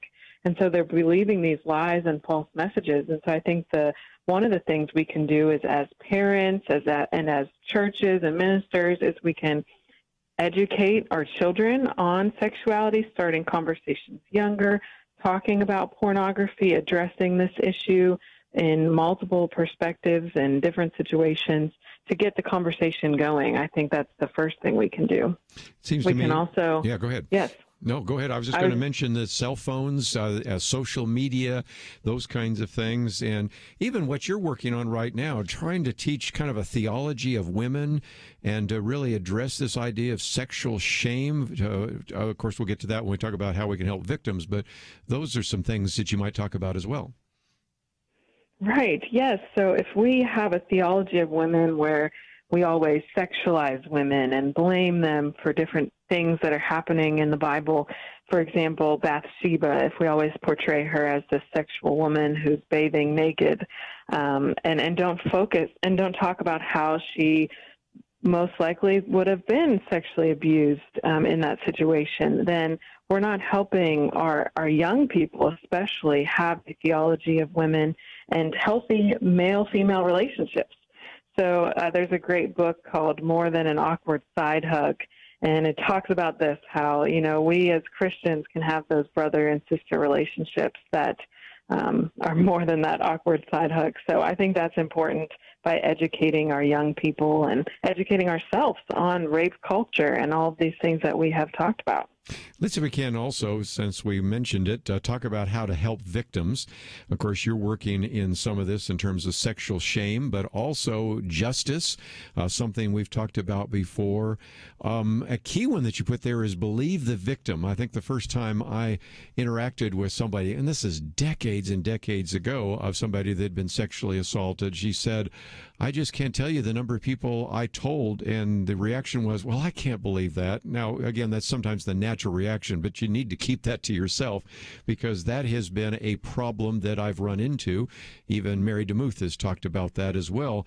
People will say, oh, I'll do something about it and not, and that is a real concern. So in some respects, we need to do what we can to create a culture that allows an individual in safety to share something tragic that has happened to her, right? Yes, and Mary DeMuth has awesome resources on this. But for me, too, when I first started telling people, there was a lot of shock. You have to watch your facial responses, a lot of questions like, well, why were you there in the first place? And just these kind of questions that create more shame to a victim. So, yes, we need to respond in love. We need to empathize. We need to ask better questions and say, I'm so sorry that happened to you. How are you feeling? How can I help you begin healing? And one of the things that we do at Authentic Intimacy is we offer online small groups where we go through book studies together. And so we have one for women who have been through sexual abuse. And so finding, for victims, finding communities of other people who have experienced similar things and being met with love and empathy is really key to helping them find healing. Let me just mention that one of the things you certainly want to have as a resource, especially those of you in any kind of Christian leadership, pastors, Sunday school teachers, small group leaders, whatever, is this book, Sanctified Sexuality, because it covers just the whole gamut of issues that you will be addressing and certainly need to have compassion. And one of the reasons Sandra Glahn said she wrote this and put this together was so that we could maybe get the right tone. But let's also, in addition to the book, and you can find that in your local bookstore, and we've posted a link to it in the past now that it is finally out, published by Kriegel, let's point everybody, if we could, Joy, to AuthenticIntimacy.com. You mentioned some of the resources there. Of course, you have a blog. There are various podcasts. There's a whole section here that kind of relates to this idea of reclaiming God's design for sexuality. So for individuals as well as for maybe people in leadership, of course, you have written a chapter in Sanctified Sexuality. One of your associates also has written Rethinking Sexuality, God's Design and Why It Matters. And so talk about some of the very good resources that are available at AuthenticIntimacy.com. Yes, thank you. And yes, at AuthenticIntimacy.com, we are passionate about reclaiming God's design for sexuality. So we have our podcast, Java with Julie, where we have conversations about all of these topics that are hard to address, like pornography, masturbation. What do you do as a leader when these issues come up?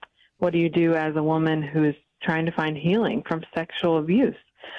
We have online small groups for men and women who are struggling with their sexuality. So we have a lot of resources, and we also just launched a website, sexualdiscipleship.com, for leaders specifically. So if you want extra training on how to have these conversations, that's the place to go for that. Again, Sexual Discipleship. And, of course, this one, AuthenticIntimacy.com. You can go to our website, pointofview.net. Click on Joy's picture. It will allow you to visit the website, and you'll find some of the information there. Of course, some links to everything from Facebook to Twitter and the rest. And then the other resource, which we posted, which you wrote a couple of years ago, but I still thought was very appropriate because we've written about this. Penna Dexter has written about this. We've talked about this with Mary DeMuth and others, the hashtag #MeToo movement.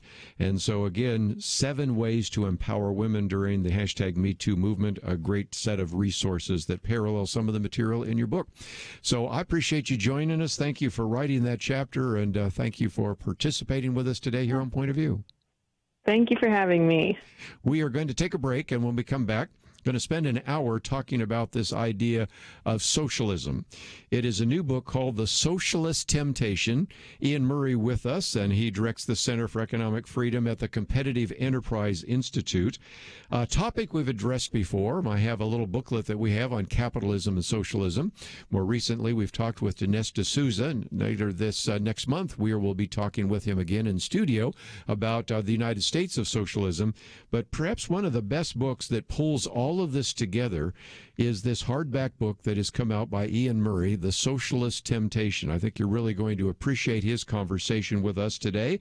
And just as a program note, let me just also mention that so often we have Dr. Merrill Matthews. He's with the Institute for Policy Innovation, and Iain Murray's going to be on with them as well. So you can get a twofer if you listen to this broadcast in the next hour, and then maybe sign up with IPI.org to hear some of the things they'll be talking about in a question-answer format. Let's take a break. Socialism is a topic that certainly an essential on the ballot, and so we'll be talking about that right after these important messages. Having civil conversations about important issues seems to be harder and harder. Various media outlets tell people what they should believe, why they should be outraged, and getting people to actually think, well, it can be difficult. Whether it's the gospel, tax issues, social policy, or just about anything else, you need to have solid information and clear thinking to address the hard issues. You need God's truth applied. And that's what you get in less than 2 minutes with Point of View's Viewpoints Commentary, a daily resource to help you be informed and think through the things we need to be talking about. It is free and will arrive in your inbox each day when you visit pointofview.net/signup. Sometimes we know we should say something, but we're silent because we're not quite sure what to say. Viewpoints Commentary can help you break the silence and change the narrative. It can make you a more equipped agent for truth.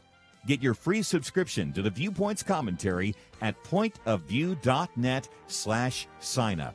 pointofview.net/signup. Point of View will continue after this.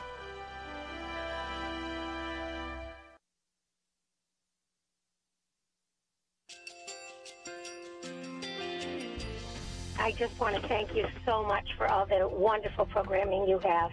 You're just absolutely fantastic. I recently started listening to Point of View, and I really found it interesting because of the different subjects you cover. Thank you for that. I really appreciate everything that you do in keeping us informed. Thank you, Kerby, for everything that you have been doing. I appreciate all the work that you're doing, advocating for the Word of God. Thank you so much.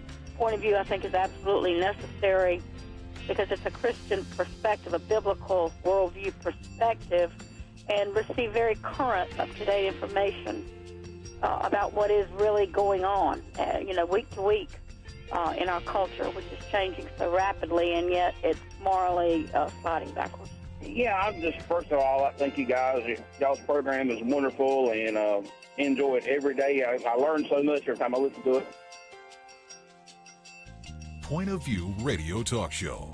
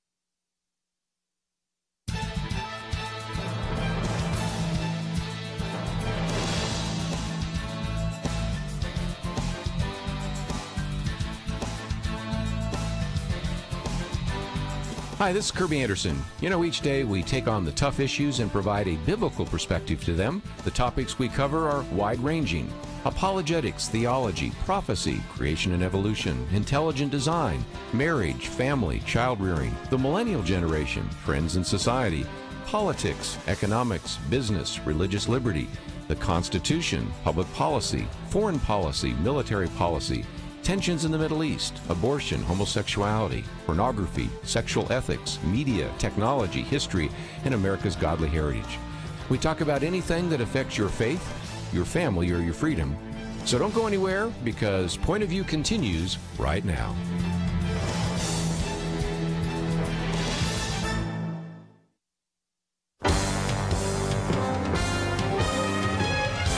Across America, live. This is Point of View.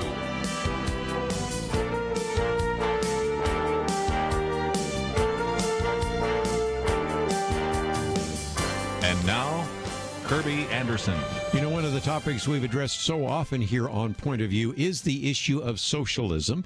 My little booklet on capitalism and socialism is something we've made available to you so that you can sort of make the case, especially to the younger generation that are convinced that socialism is a good idea. We've had Dinesh D'Souza on this program. He'll be on with us again as we talk about his book, The United States of Socialism. But this book is one that I think is going to be extremely helpful to you because it covers the watershed of issues. It is broken down into 5 different sections. 1, socialism, a myth that refuses to die. So we're going to focus a little bit of attention on why is it that so many young people today think socialism is preferable to capitalism and what that might mean. Part of the attractiveness gets to part 2. Can socialism deliver a fair society? Does then in section 3, does socialism free the individual? Section 4, does socialism sustain communities? And finally, socialism, a temptation America can't afford to indulge. And there are just some great pieces of material in here. It is endorsed by a number of individuals that we've had on this program in the past, and it is published by Regnery. Came out a couple of months ago, so you should be able to find it in your local bookstore, but we have also provided a link so that you can get it in hardback or in Kindle.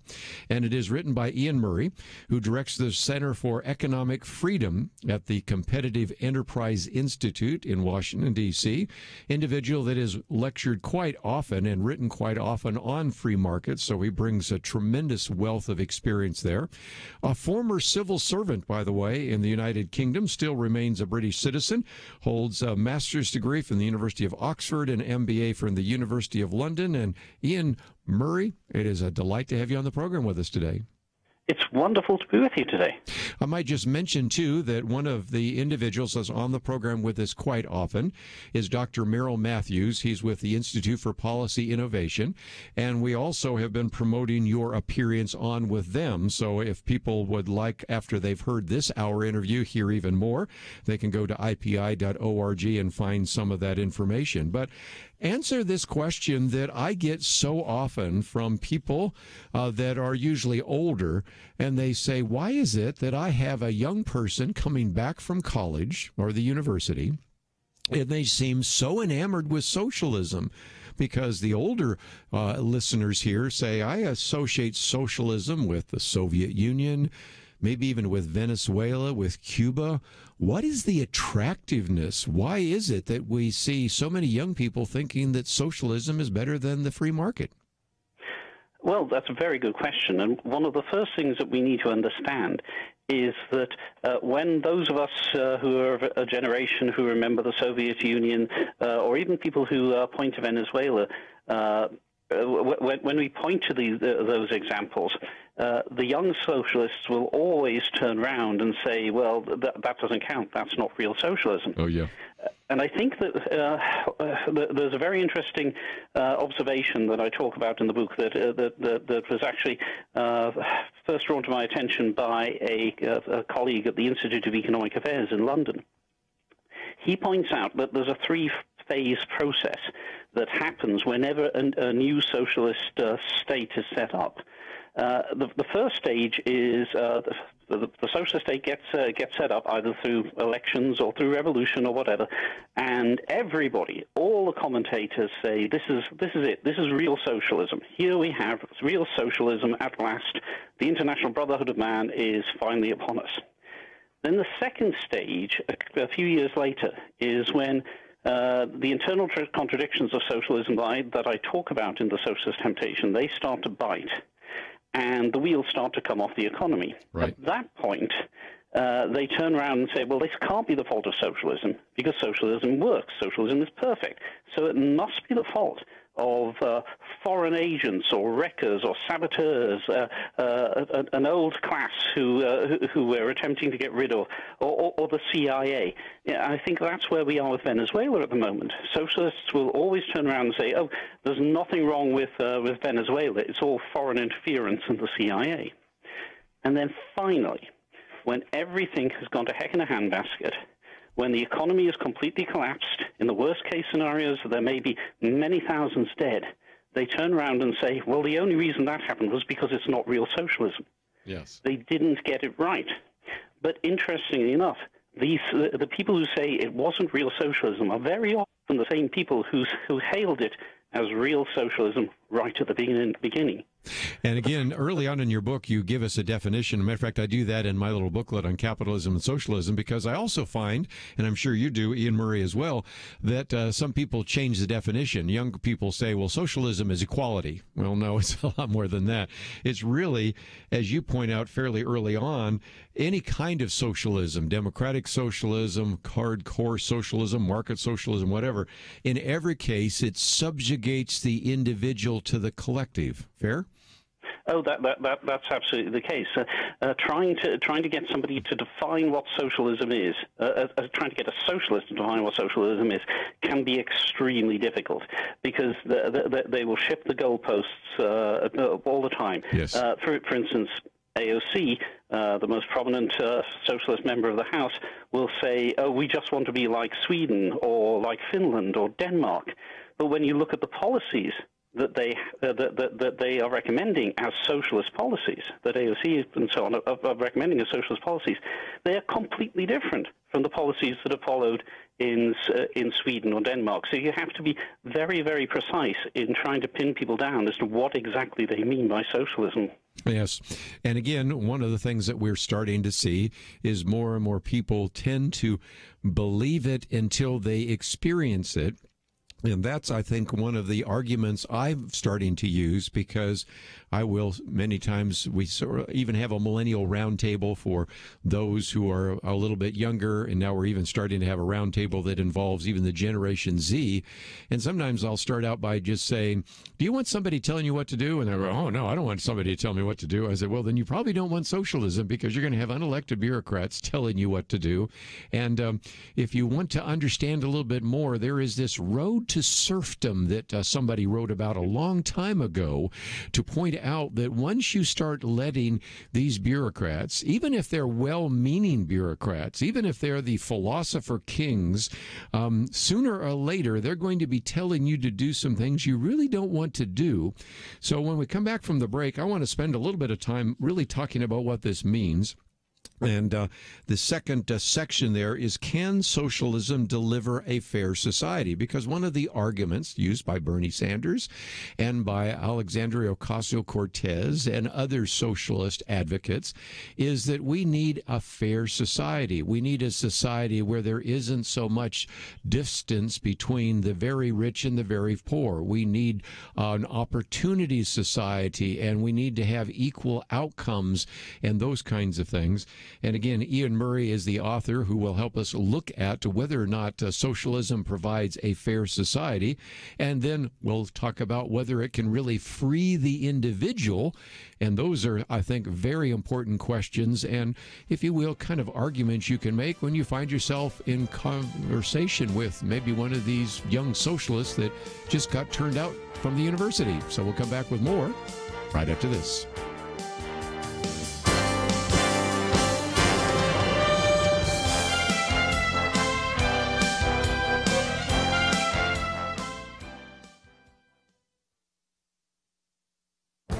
This is Viewpoints with Kerby Anderson.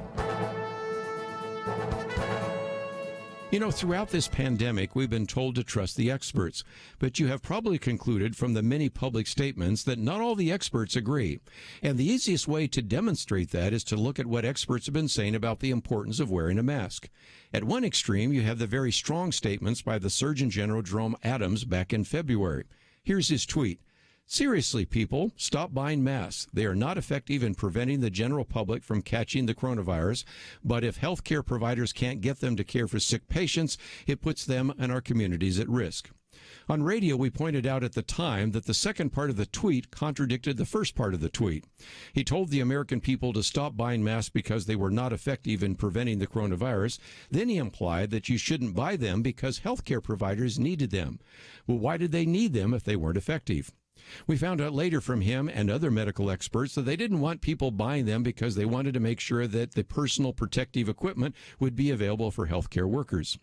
At the other extreme was the testimony this month by CDC Director Robert Redfield. In front of the Senate Appropriations Committee, he testified that these face masks are the most important, powerful public health tool we have. He then went on to make the outrageous statement that this face mask is more guaranteed to protect me against COVID than when I take the COVID vaccine. You know, back in February, he even testified that healthy people should not be wearing a mask. Now he's saying wearing a mask would provide more protection than a vaccine. Perhaps you can see why the American people have had some trouble trusting the medical experts. I'm Kerby Anderson, and that's my point of view.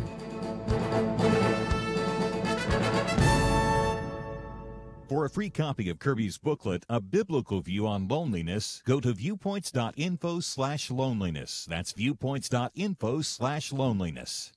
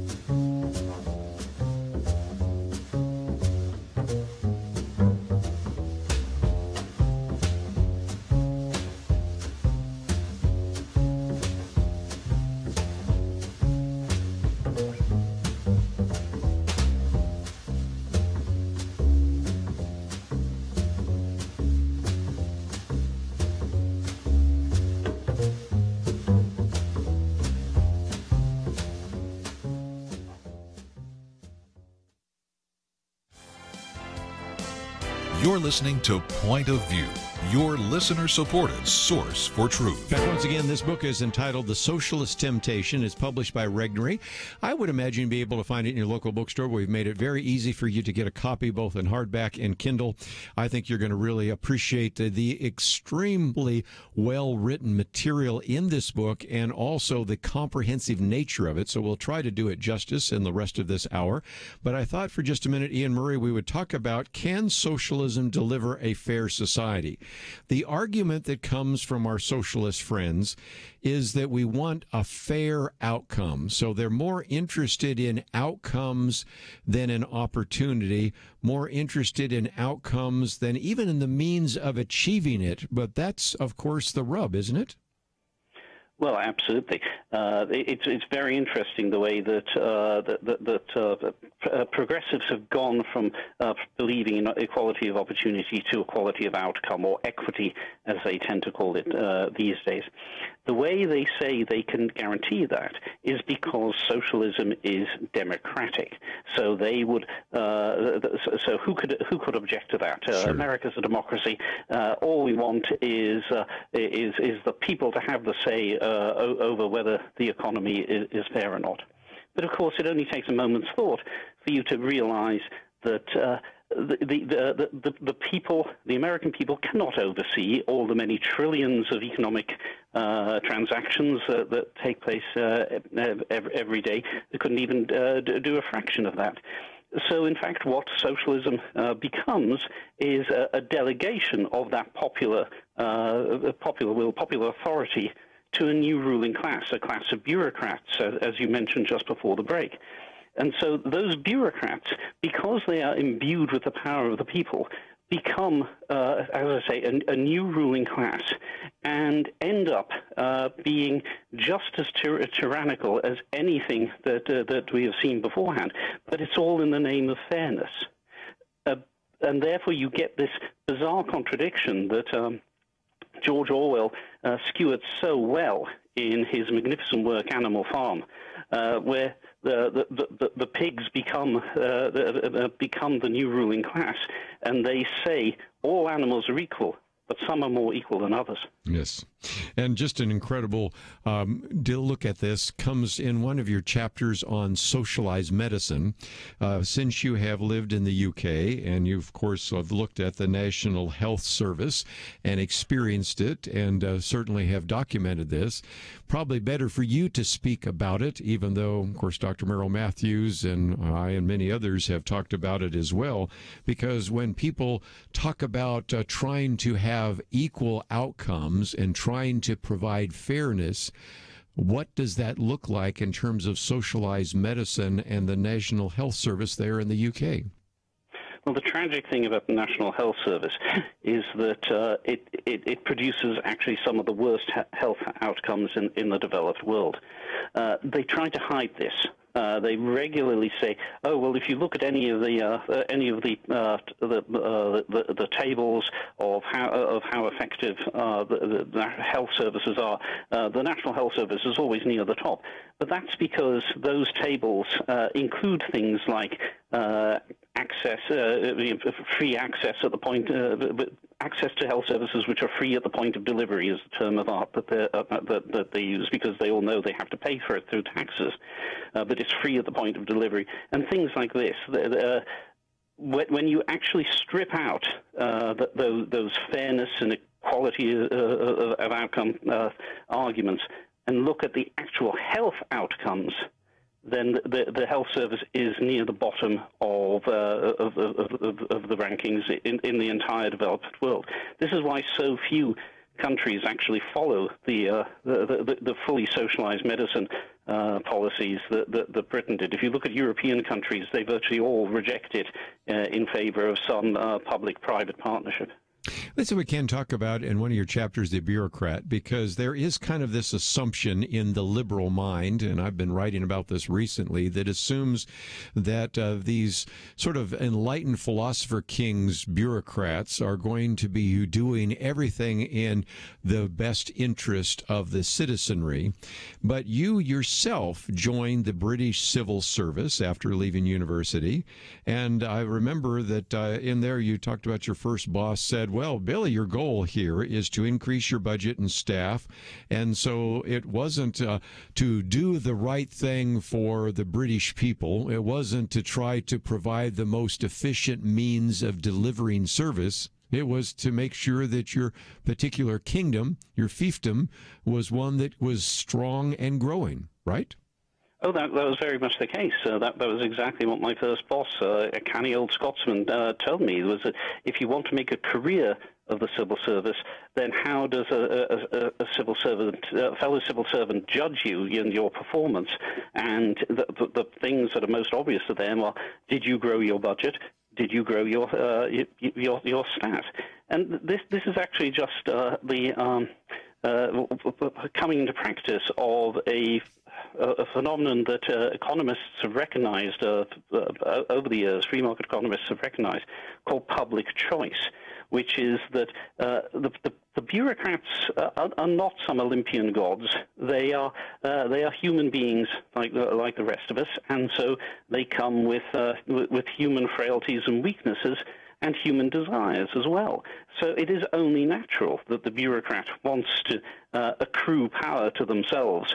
And so this is what we see happen in every bureaucracy. In every bureaucracy, the bureaucracy attempts to grow and eventually becomes powerful enough that there aren't any checks and balances that can keep it in place.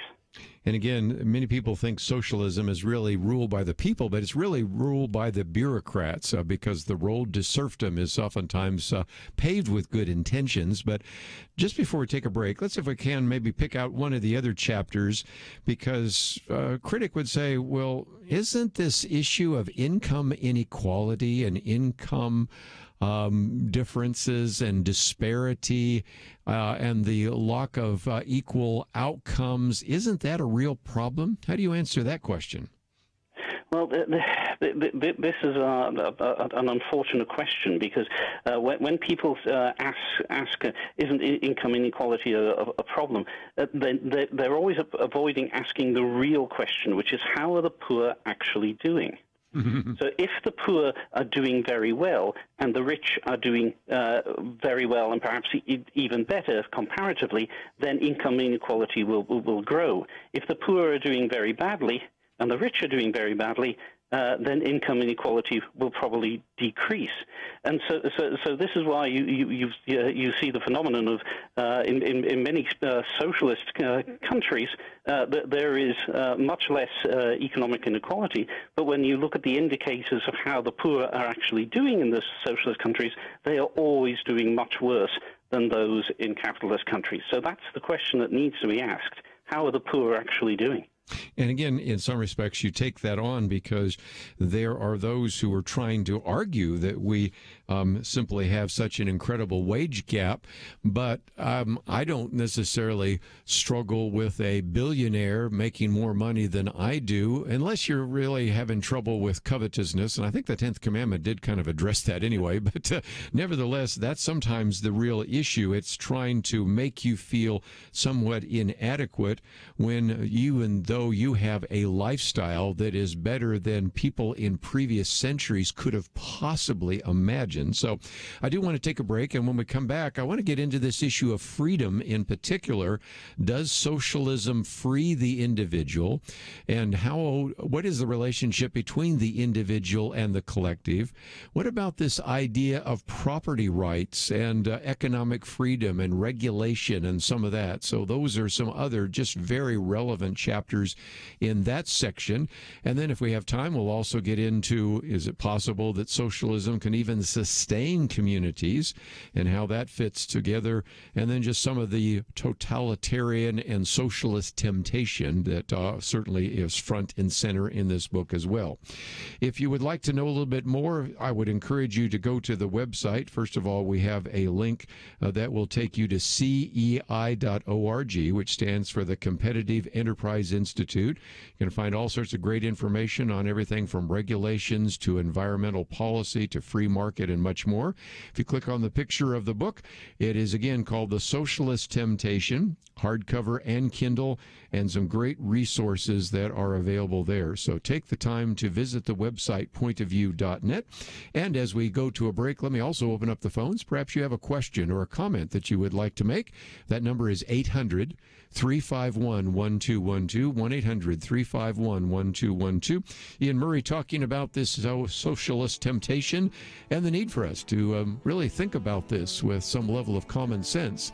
And we'll come back and talk about freedom, the individual, collectives, and even private property. All that coming up right after this.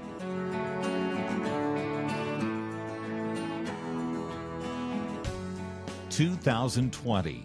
It's been a pretty eventful year. We've experienced international tensions over the coronavirus and lockdowns, economic uncertainties, cities overrun by protests, rioting, and looters, and coming soon, a presidential election. Question: where will you get real news, credible opinion, clear biblical thinking on the things that matter most? Answer: Point of View Radio with Kerby Anderson and the team. You can make sure their voices continue speaking loud and clear by taking a moment right now and joining the Truth Team. It is easy, but you do have to visit our website or make a quick call. Go to pointofview.net/team or call 800-347-5151. You have the power to make a difference. Joining the Truth Team can help ensure that millions of people will get a different opinion from the major purveyors of fake news. We don't get big advertising dollars like the networks or tax money like PBS. We depend on you. pointofview.net/team and 800-347-5151. Point of View will continue after this.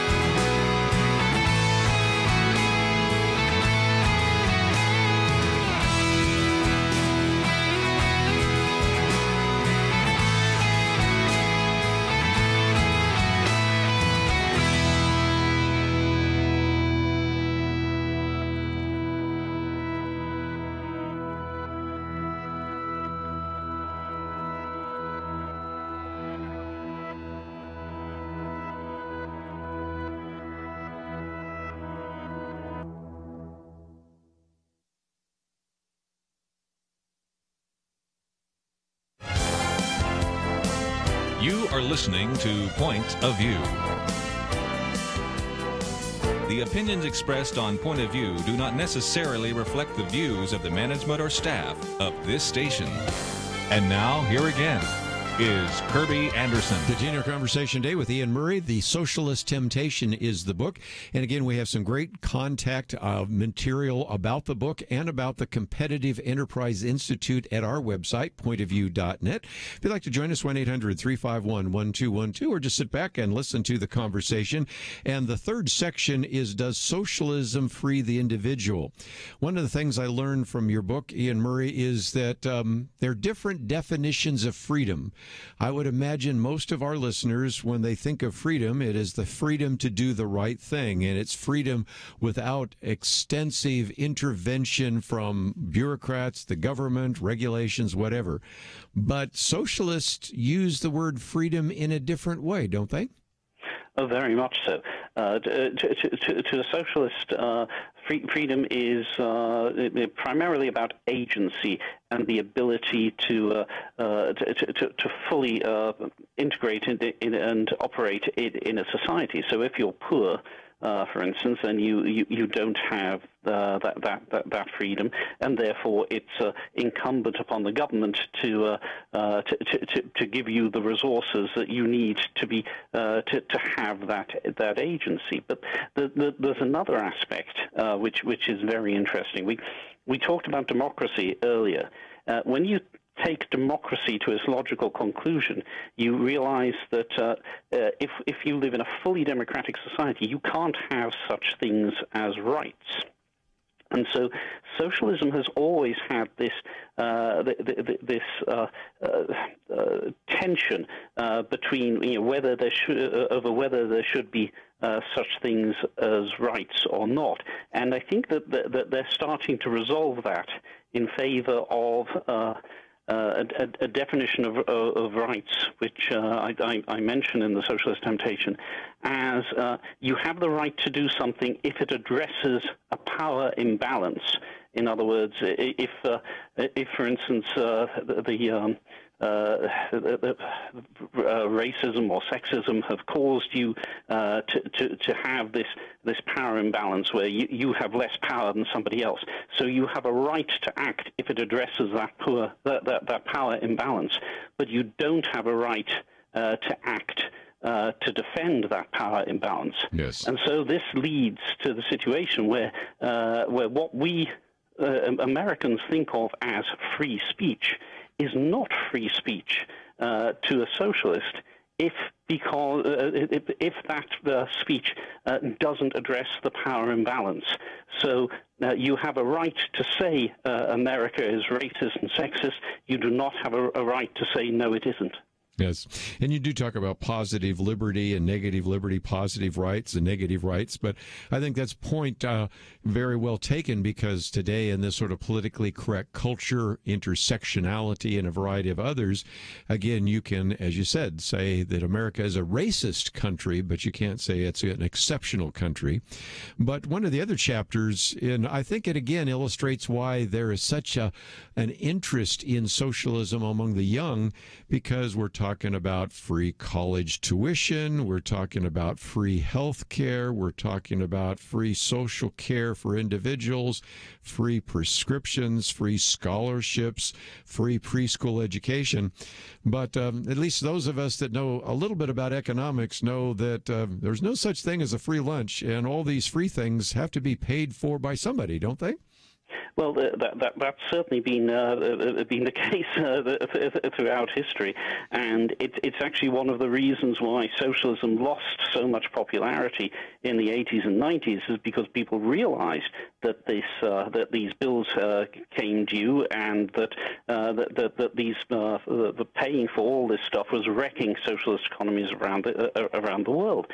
But then, in the last decade or so, some clever socialists have come up with a new way to solve that problem. They've come up with something called modern monetary theory, which essentially says, in very simplistic of terms, that if we borrow to pay for those things, it doesn't matter, because all we're doing is borrowing from ourselves. So we're borrowing from the future, and then in the future they can borrow from the future, and so on and so on. So the bill will never come due, so we can actually do all of these things. The thing is that if you actually read the modern monetary theorists, they say, no, we can't actually do all of these things. So, for instance, the socialists say, well, modern monetary theory means that we can have a jobs guarantee. But the modern monetary theorists themselves say, yes, but that means that any of these guaranteed jobs are going to have to be at minimum wage. Otherwise, there are going to be serious problems. But the socialist politicians who are using modern monetary theory as their new get-out-of-jail-free card, they never say that. Wow. We will continue moving on because each one of these chapters is worth attention, but I thought we might work our way to the fourth section, Can Socialism Sustain Communities? And part of that has to do with just the whole issue of the environment. I know something that you've written about. You call it watermelon environmentalism. I'll let you explain what that means, although I suspect many of our listeners already know where we're going with that. And just the whole idea that socialism is oftentimes portrayed as being more favorable to environmental ideas, but it oftentimes, when they focus on environmentalism, are really just trying to sneak in kind of a communist-type message, aren't they? Oh, that's very much the case. It's very interesting that when you look at the policies that socialist environmentalists say we need to follow, they're basically identical to the policies that socialists say they need to follow when the environment isn't in question. One of the interesting things about the history of the environment is that the environment is always most successfully defended and conserved when there are property rights associated with it. When somebody has a stake in the environment, a stake of stewardship in the environment, that's when the environment gets conserved. Socialist countries have a terrible record of protecting the environment. If the greatest environmental catastrophe that has occurred in the world is the destruction of the Aral Sea, which was in the old Soviet Union. And that was destroyed because the central planners of the Soviet Union decided they wanted to make Central Asia into a place where they grew more cotton than anywhere else in the world. White gold, they called it. And so they diverted all the waters that fed into the Aral Sea to irrigate the desert, basically. And so what happened? The Aral Sea dried up. There are heartbreaking pictures of trawler fleets just lying covered in sand as this sea turned into a desert. And capitalism had nothing to do with that. That's a great example of how socialism really treats the environment. And again, I've got in front of me right now on my computer some of these pictures. He's just got basically ships out there in what was water but is no longer. And again, it gets back to actually one of your earlier chapters. I guess it was chapter 19 or earlier. It was on the whole issue of property rights. I guess it was actually 14. And that was the whole focus there because, indeed, once you head down the socialist path, private property is something that gets tossed out very quickly, not just in the Communist Manifesto with Karl Marx and Engels, but with almost any other type of idea. And so if people don't have property rights and everything's held in common, if nobody owns it, then nobody takes care of it. And a good illustration of that is what you find in a public restroom that is very different than a restroom or bathroom in your own house, and what you see sometimes in a public park unless somebody takes care of it. And so again, so often property rights are tied into the proper use of the environment. But let's take a break. Although when we come back, I do want to talk about this idea of regulation, because that itself, as you said, creates carnage, and gets into the last section here about whether the United States and America and American politicians are going to head down the road towards serfdom and totalitarian temptation and socialist temptation, or whether or not they're going to recognize the folly of some of these ideas that have been put forward by some of these well-meaning bureaucrats and even politicians. So let's take a break. And if you find yourself wanting to read the entire book, because we are just dipping into an occasional chapter here and there, it's entitled, again, The Socialist Temptation. Iain Murray with us. It's published by our friends at Regnery, and it has 5 sections dealing with so many important topics that we've been addressing. 44 chapters, and we'll come back and pick out 1 or 2 more right after these important messages.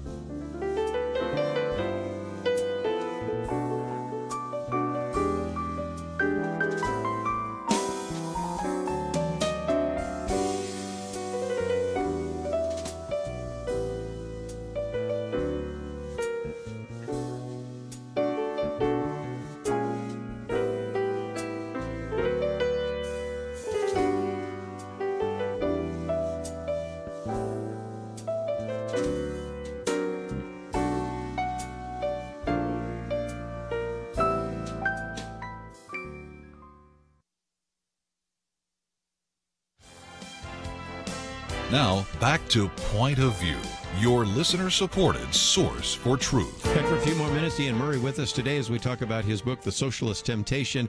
And I thought we might, for just a minute, Iain, talk about regulation and taxation, which you say create carnage. Now, you have this idea of economic patriotism that's suggested by Elizabeth Warren, and there are all sorts of people that are saying we need to certainly deal with those who have been left behind. And even President Trump, as a candidate, talked about some of this as well. And at the first, let me issue the obvious disclaimer. We recognize that we need taxes for government to work. We recognize that certain regulations are helpful. But the reality is that overregulation and excessive taxation don't create jobs. They create dependency and really prevent economic growth, don't they? Oh, yes, that's very much the case. And it's especially important to recognize that if you have too much regulation and if you have too much taxation, then it becomes incredibly difficult for a community or a society to bounce back when there's an external shock. So, for instance, when China entered the world trading system with a bang in the first decade of this century, that was obviously going to have some effect on American jobs.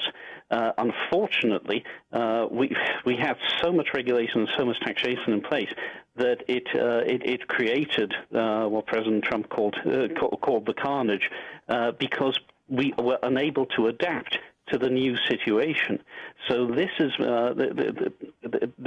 something that we really need to get to grips with. We really need to get out of the way so that new businesses can start and new jobs can be created. But unfortunately, we're at a position where there are now fewer new companies being created than at any time in our history, and that's causing significant problems in many areas of the country.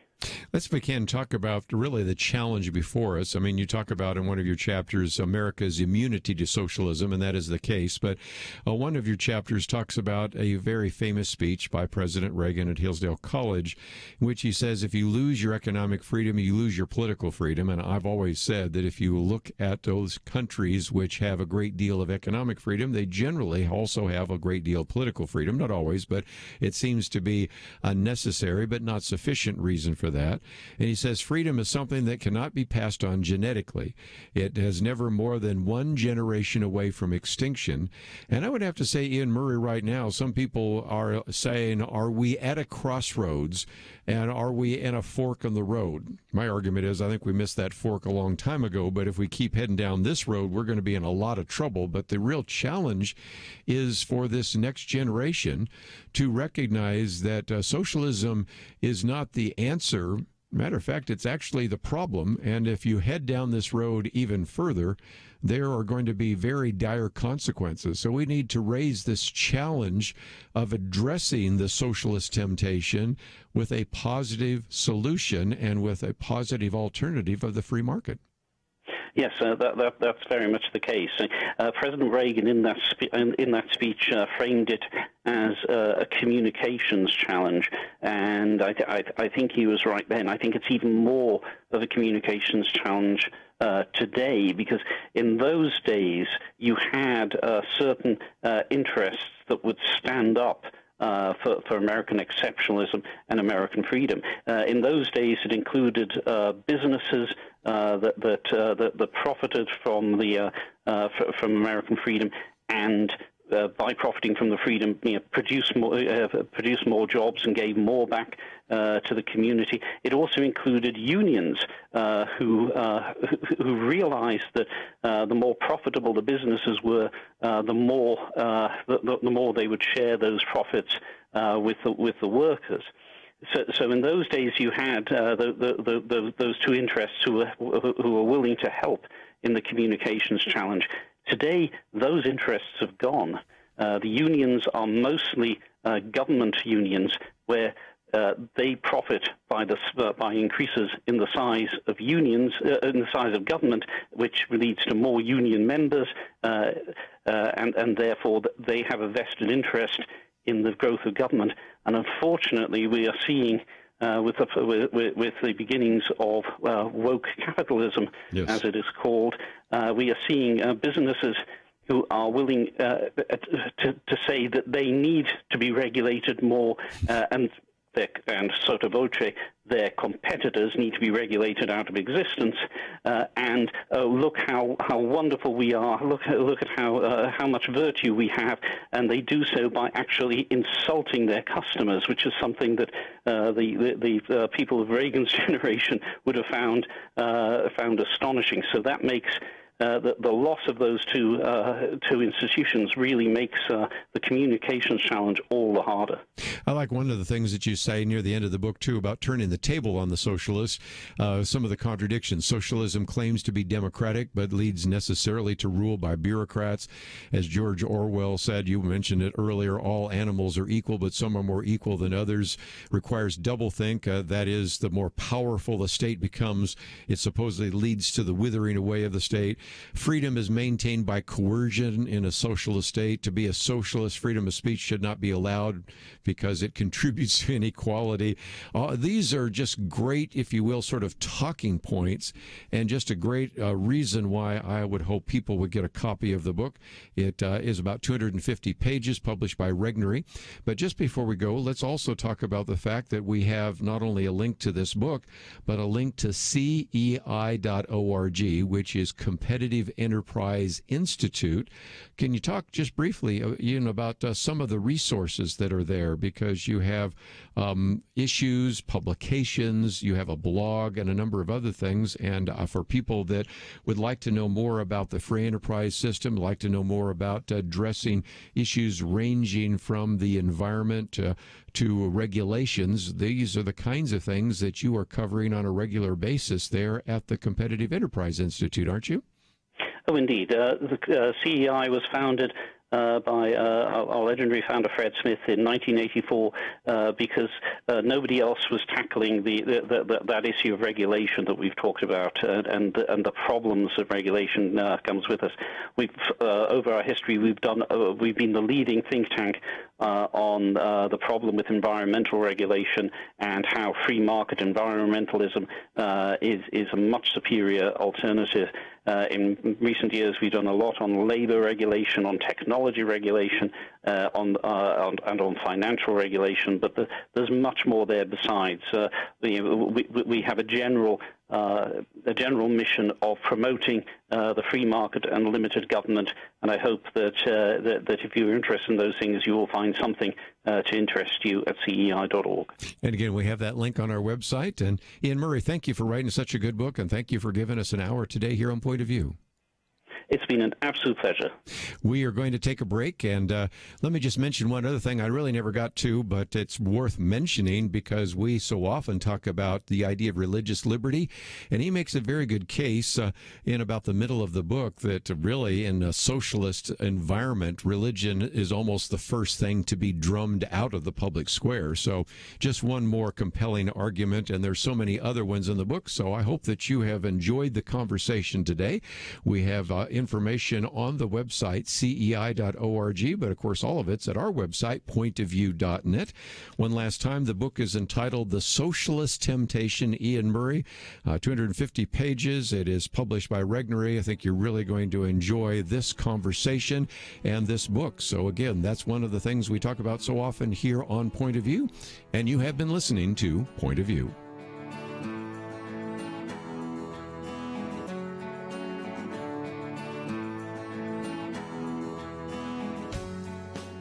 Having civil conversations about important issues seems to be harder and harder. Various media outlets tell people what they should believe, why they should be outraged, and getting people to actually think, well, it can be difficult. Whether it's the gospel, tax issues, social policy, or just about anything else, you need to have solid information and clear thinking to address the hard issues. You need God's truth applied. And that's what you get in less than 2 minutes with Point of View's Viewpoints Commentary, a daily resource to help you be informed and think through the things we need to be talking about. It is free and will arrive in your inbox each day when you visit pointofview.net/signup. Sometimes we know we should say something, but we're silent because we're not quite sure what to say. Viewpoints Commentary can help you break the silence and change the narrative. It can make you a more equipped agent for truth. Get your free subscription to the Viewpoints Commentary at pointofview.net/signup. pointofview.net/signup. Point of View is produced by Point of View Ministries.